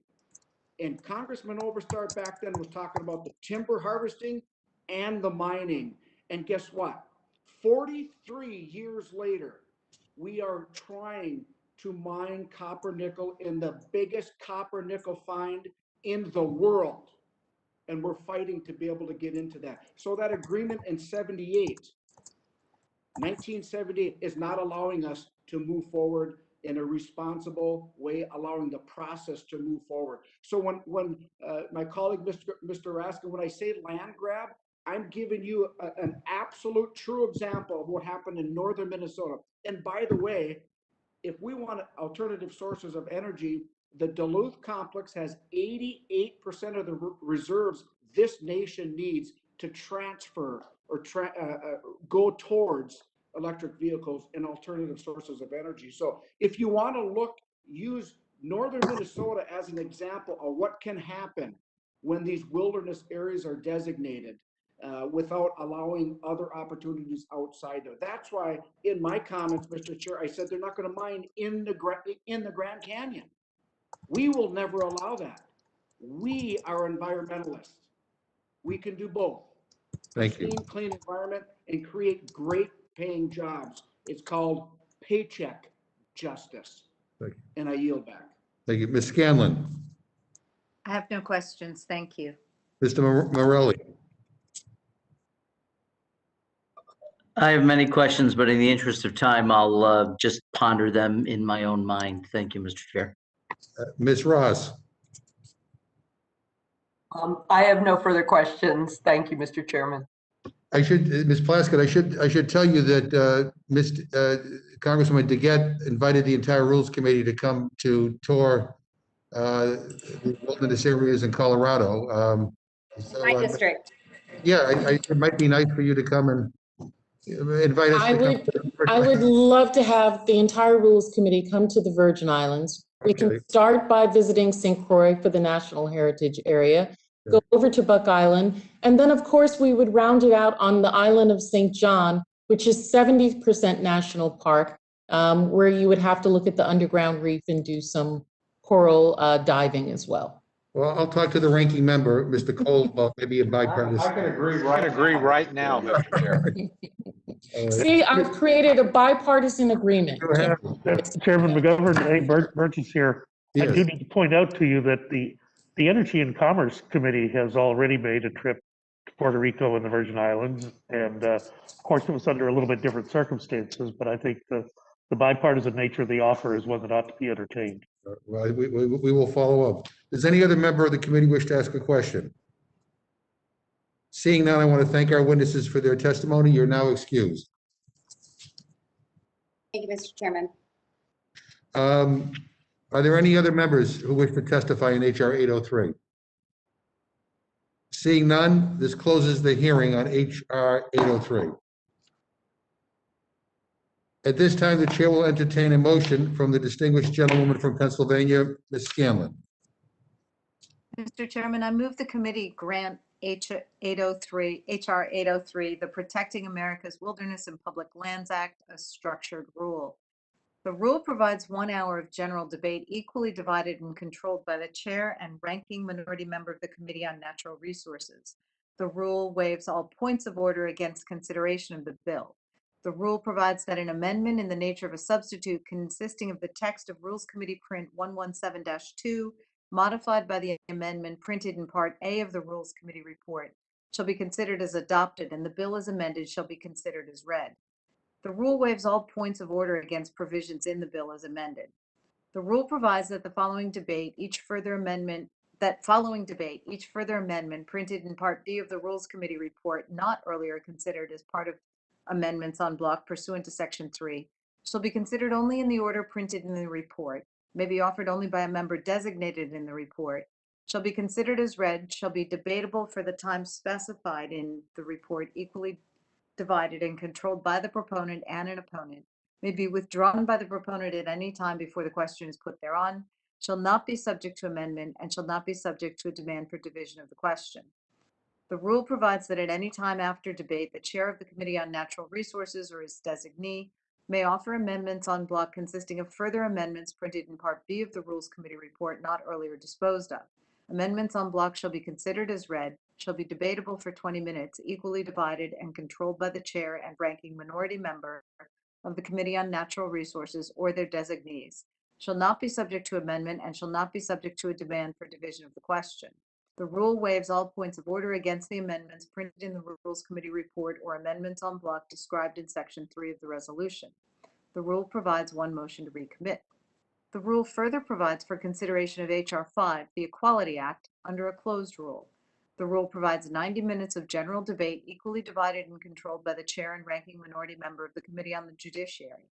The rule waives all points of order against consideration of the bill. The rule provides that the bill should be considered as read. The rule waives all points of order against provisions in the bill.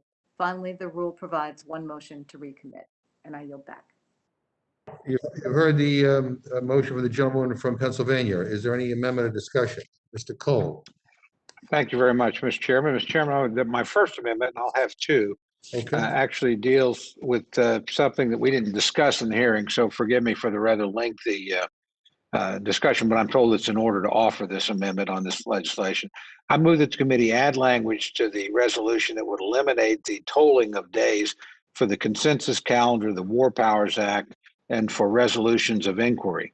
Mr. Chairman, I understand that we're in the midst of a pandemic and that these legislative restrictions made sense as the House sought to react as to how to do business during a public health emergency. But Mr. Chairman, these provisions were initially put in place on May 18, 2020, 280 days ago. Since then, all committees have demonstrated their ability to hold hearings and markups virtually since then, and therefore these provisions are no longer necessary. And I actually thank you, Mr. Chairman. You had a big role in demonstrating the possibility of doing this.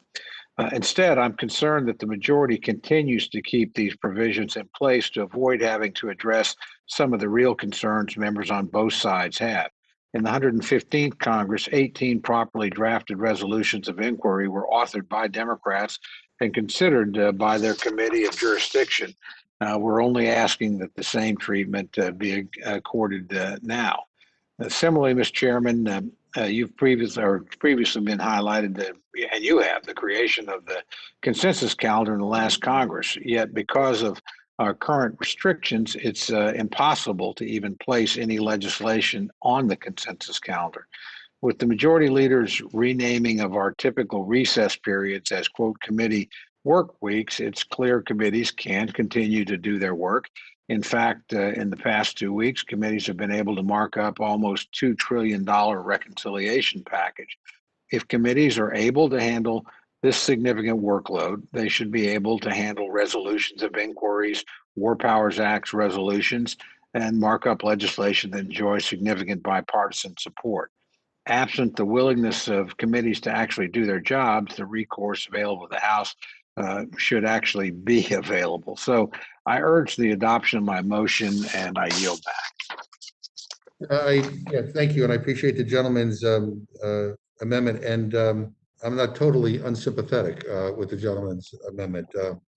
But these are extraordinary times that we're living in, and these restrictions will not be in place forever. I think the hope was to keep them in through the pandemic, because obviously we're limiting what we're doing on the floor. I mean, even the way we operate is different from the way we operated when there wasn't a pandemic. I mean, we're voting amendments on block and things like that. I mean, so I appreciate the gentleman's amendment. And let me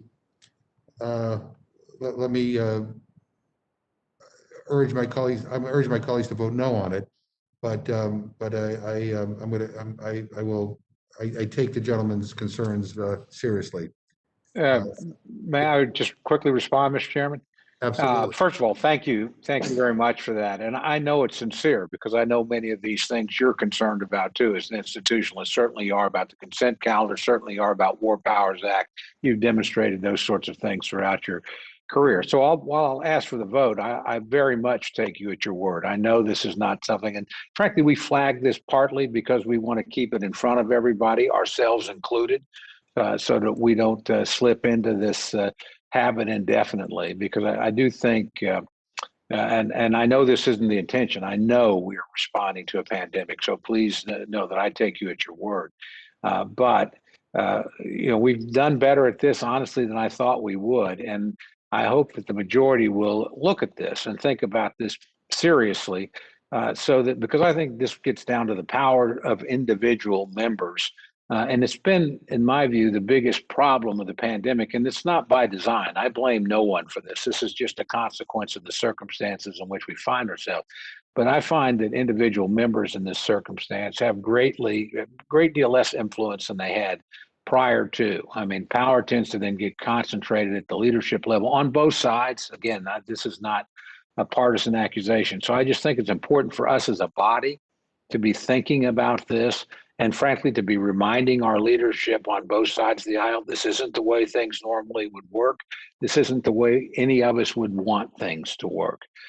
So while we'll ask for the amendment, again, I respect very much the manner in which you treated it, and I know without any doubt at all that you've got the same ultimate goal, and we'll look forward to working with you that as we go forward. But I would ask for a vote on it. Well, I know we have to do the voice vote first. Right, and I appreciate that. I mean, again, even though I want to urge a no vote, I appreciate the spirit in which the amendment was offered. So the vote is now on the amendment from the gentleman from Oklahoma. Is there any other discussion? Hearing none, the vote is on the gentleman's amendment. All those in favor say aye. Aye. Opposed, no. No. Opinion of the chair. Mr. Chairman, I thought we actually won that voice vote, but so. I have a different hearing piece, yeah. Does the gentleman ask for a recorded vote? I do. Thank you, Mr. Chairman. A recorded vote has been requested. The clerk will please call the roll. Mr. Hastings, Mrs. Torres, No. Mrs. Torres, no. Mr. Perlmutter, No. Mr. Perlmutter, no. Mr. Raskin, No. Mr. Raskin, no. Ms. Scanlon, No. Ms. Scanlon, no. Mr. Morelli, I share the gentleman's concern, but I'm no on the motion. Mr. Morelli, no. Mr. DeSaulnier, Ms. Ross, No. Ms. Ross, no. Mr. Cole, Aye. Mr. Cole, aye. Mr. Burgess, Aye. Mr. Burgess, aye. Mr. Reschenthaler, Aye. Mr. Reschenthaler, aye. Mrs. Fishbach, Yes. Mrs. Fishbach, sorry, could you repeat that? Yes. Mrs. Aye. Fishbach, aye. Mr. Chairman, No. Mr. Chairman, no. Clerk, report the total. 4 yeas, 7 nays. Amendment is not agreed to. Are there other amendments? Mr. Cole? Thank you very much, Mr. Chairman. I have one other. I have an amendment to the rule, and I move that the committee provide an open rule on HR 803 and HR 5. And I do that for a number of reasons, Mr. Chairman. The first is neither of these bills have gone through the committee process. And this is a different Congress. It does have a different partisan balance of power, although my friends are still in the majority. And it certainly has a lot of new members that ought to have an opportunity to participate. Beyond that, I mean, I thought the testimony on the public lands bill, was just astonishing. there's a big difference, with all due respect to my friend, Mr. Raskin, of the NIH, and talking about a landmass concentrated in a particular district. The NIH is a national institution, which, by the way, I've supported robustly, as my friend knows, for many years, and look forward to continuing to. It's one of the crown jewels we have. But I don't think that's the same as a member coming and asking us to put additional land in this protected status within her district. I support that. I think she knows, what she's talking about. And another one coming and saying, look, this is 500,000 acres in my 500,000 acres. And this is going to materially impact the people that live and work in my district. It's going to materially impact the safety of my district. Doesn't affect anybody else's district to near this degree. And so for that member to not have an opportunity even to raise the matter in committee, I think is different. And I think you have to give a lot of leeway to the person who actually represents it. With all due respect, you can point to all the polls you want. There's one person that actually speaks for the people that live in that district, and she's telling us this is a bad idea. And by the way, her predecessor, who she defeated us, told us exactly the same thing. So, it's very well-meaning. I mean, I have an interest in Mr. Perlmutter. I know has a beautiful district and a wonderful place, but I wouldn't presume to come in and say, I think I know what's better for 500,000 acres in your district than you do. This is something we need to really think about as members. And again, I have enormous respect for the author of the legislation, tremendous legislator. Worked with her very carefully and watched her and Fred Upton on 21st Century Cures. That's one thing. This is something that affects individual districts disproportionately and very differently. And I would hope at the minimum, we give Ms. Boebert an opportunity to make her case, and we give other affected members the opportunity to make their case on this. But it's a dangerous precedent. And I will tell you, it is much different than it was when I arrived here 19 years ago. I mean, I can't imagine, maybe we did, I don't know, maybe I just don't recall, but this is an extraordinary impact on a particular district. And the member of that district is vehemently opposed and has not had the opportunity to even voice the opposition, except in this committee, where it's 9-4 against her. And I suspect a lot of you, and I respect however you vote. That's and particularly on this committee, I generally can predict how all of us are going to vote. But I suspect every member, if they heard this testimony, would be concerned that that happen in my district? Could I be in the same circumstances? Can somebody from another district decide to this degree that they know what's better for the people I represent than I do? That's something we all ought to think about, because this isn't impacting national policy. This is not saying I'm trying to impact policy for every one of your constituents. This says I'm seeking for the people who sent me here, and with all due regard to anybody else, nobody from this district voted for any of you. And this is what my people are telling me. So I think it's not the only consideration, I grant you that, but it's an important consideration. And for all of these members in their respective districts to not have an opportunity to have made their case before the respective committee, they ought to at least get a chance to make it on the floor. They probably won't win, although, you never know, because I think a lot of members will listen to this and think, is that a good precedent for us to be setting? So with that, I would urge the adoption of an open rule for this, so all members could have the opportunity to make their case for their districts to all the other members in Congress.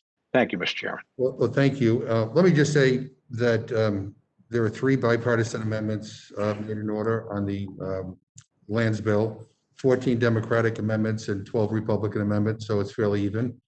On the Equality Act, it's even. Nobody got any amendments on the Equality Act, but let me just say about the precedent. I remember when Barney Frank was here, we both represented Fall River, and there was a vote on whether or not to force an LNG facility to be built right smack on the outskirts of the city. We fought hard against it. But I think almost everybody here who was there on the Republican side voted against what we wanted. And if you want to talk about interference in people's districts, let's have Eleanor Holmes Norton come before the Rules Committee and testify. How every aspect of the District of Columbia is micromanaged, including, social policy. So I appreciate it. But I would, again, urge my colleagues to vote no on the amendment. Mr. Chairman, could I, thanks. And to Mr. Cole, I'd say, those are great sweeping statements that you've made. The trouble is, these are public lands, national forests, mountainous properties. That it's not like some flat land where we're going to go graze a bunch of cattle or something like that. This is something that has been in the eye of preservation for years, and the effort is just to finalize that. And so it isn't like it hasn't been without notice. It hasn't been without, an effort going on for years. And I mean, I said this during the testimony, this is not a surprise to anybody. It is of national interest, as Mr. Raskin said. I mean, some districts have NIH. Other districts have Mount Elbert. And they're both national treasures. And that's the way I think Coloradans look at it. And so I would just yield back. I oppose the gentleman's motion. The vote now is on the Cole amendment. All those in favor say aye. Aye. Opposed, no. No. Continue the chair, the noes have it. Chairman, on that, we request the yeas and nays. The clerk will call the roll. Mr. Hastings, Mrs. Torres, No. Mrs. Torres, no. Mr. Perlmutter, No. Mr. Perlmutter, no. Mr. Raskin, No. Mr. Raskin, no. Ms. Scanlon, No. Ms. Scanlon, no. Mr. Morelli, No.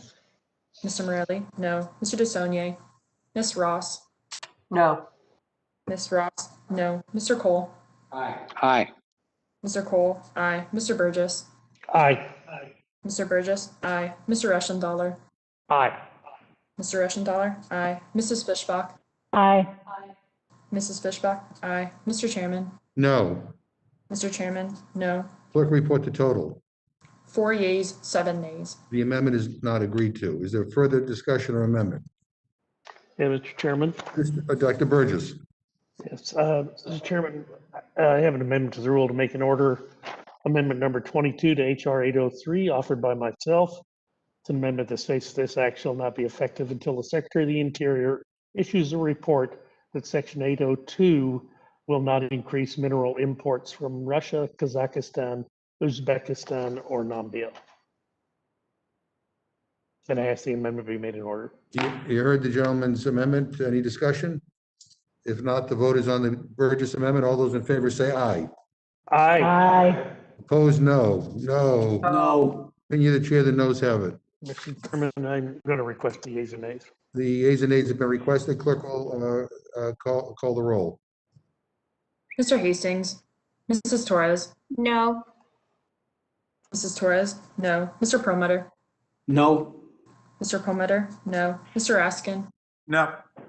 Mr. Raskin, no. Ms. Scanlon, No. Ms. Scanlon, no. Mr. Morelli, No. Mr. Morelli, no. Mr. DeSaulnier, Ms. Ross, No. Ms. Ross, no. Mr. Cole, Aye. Mr. Cole, aye. Mr. Burgess, Aye. Mr. Burgess, aye. Mr. Reschenthaler, Aye. Mr. Reschenthaler, aye. Mrs. Fishbach, Aye. Mrs. Fishbach, aye. Mr. Chairman, No. Mr. Chairman, no. Clerk report the total. 4 yeas, 7 nays. The amendment is not agreed to. Is there further amendment? Mr. Chairman, I have an amendment. Mr. Reschenthaler. Thank you, Mr. Chairman. I have an amendment to the rule to make an order amendment number 19 to HR 803, which was offered by Ms. Bobert. Now, Mr. Chairman, this amendment requires approval by affected counties for wilderness or potential wilderness designations in this act to take effect. Mr. Chairman, since this legislation before us today lacks the type of local consensus and balance that should be required for a bill of this scale, This common sense amendment ensures those affected by HR 803 have a chance for their voices to be heard. Local leaders and stakeholders have voiced significant concerns on the effect of this bill, and therefore it is imperative that their opinions are considered before there's any kind of implementation on this. Mr. Chairman, for this reason, I think it's vital that this amendment gets a full debate on the House floor, and I would urge my colleagues to adopt this motion. With that, I yield back, Mr. Chairman. You heard the gentleman's amendment. Any discussion? No. The vote is on the Reschenthaler amendment. All those in favor say aye. Aye. Opposed, no. No. No. No. Let's have it. Mr. Chairman, I request yeas and nays, please. The yeas and nays have been requested. The clerk will call the roll. Mr. Hastings, Mrs. Torres, No. Mrs. Torres, no. Mr. Perlmutter, No. Mr. Perlmutter, no. Mr. Raskin, No. Mr. Raskin, no. Ms. Scanlon, No. Ms. Scanlon, no. Mr. Morelli, No. Mr. Morelli, no. Mr. DeSaulnier, Ms. Ross, No. Ms. Ross, no. Mr. Cole, Aye. Mr. Cole, aye. Mr. Burgess, Aye. Mr. Burgess, aye. Mr. Reschenthaler, Aye. Mr. Reschenthaler, aye. Mrs. Fishbach, Aye. Mrs. Fishbach, aye. Mr. Chairman, No. Mr. Chairman, no. Clerk, report the total. 4 yeas, 7 nays. The amendment is not agreed to. Any other amendments for discussion? Mr. Chair, I have an amendment. Ms. Fishbach. Mr. Chair, I have an amendment to the rule to make an order amendment number 3 to HR 5 offered by Mr. Stubbe of Florida. This amendment bans recipients of federal funds from permitting biological males from competing with biological women or girls. And I just wanted to take a moment to thank Congressman Stubbe for all of his work on this sensitive issue and how he approaches it with the best of intention. Yeah, Mr. Chair, Title IX was implemented to ensure that women have the same opportunities as men, including in sports, but the legislation before us today runs contrary to that. And for this reason, it's imperative that this amendment gets a full debate on the House floor, and I urge adoption of my motion. Thank you very much. Thank you. Thank you very much. I think Mr. Cicilline responded to this pretty thoroughly in the hearing, but is there any other discussion? Hearing none, the vote is on the amendment. All those in favor say aye. Aye. There's no. No. In the opinion of the chair, the noes have it. Mr. Chair, I request the yeas and nays. The yeas and nays have been requested. The clerk will call the roll. Mr. Hastings, Mrs. Torres, No. Mrs. Torres, no. Mr. Perlmutter, No. Mr. Perlmutter, no. Mr. Raskin, No. Mr. Raskin, no. Ms. Scanlon, No. Ms. Scanlon, no. Mr. Morelli, No. Mr. Morelli, no. Mr. DeSaulnier, Ms. Ross, No. Ms. Ross, no. Mr. Cole, Aye. Mr. Cole, aye. Mr. Burgess, Aye. Mr. Burgess, aye. Mr. Reschenthaler, Aye. Mr. Reschenthaler, aye. Mrs. Fishbach, Aye.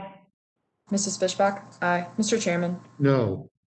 Mr. Chairman, no. Clerk, report the total. 4 yeas, 7 nays. Amendment is not agreed to. Are there further amendments? Hearing none, the vote now is on the motion from the gentlewoman from Pennsylvania, Ms. Scanlon. All those in favor say aye. Aye. Aye. Opposed, say no. No. In the opinion of the chair, the ayes have it.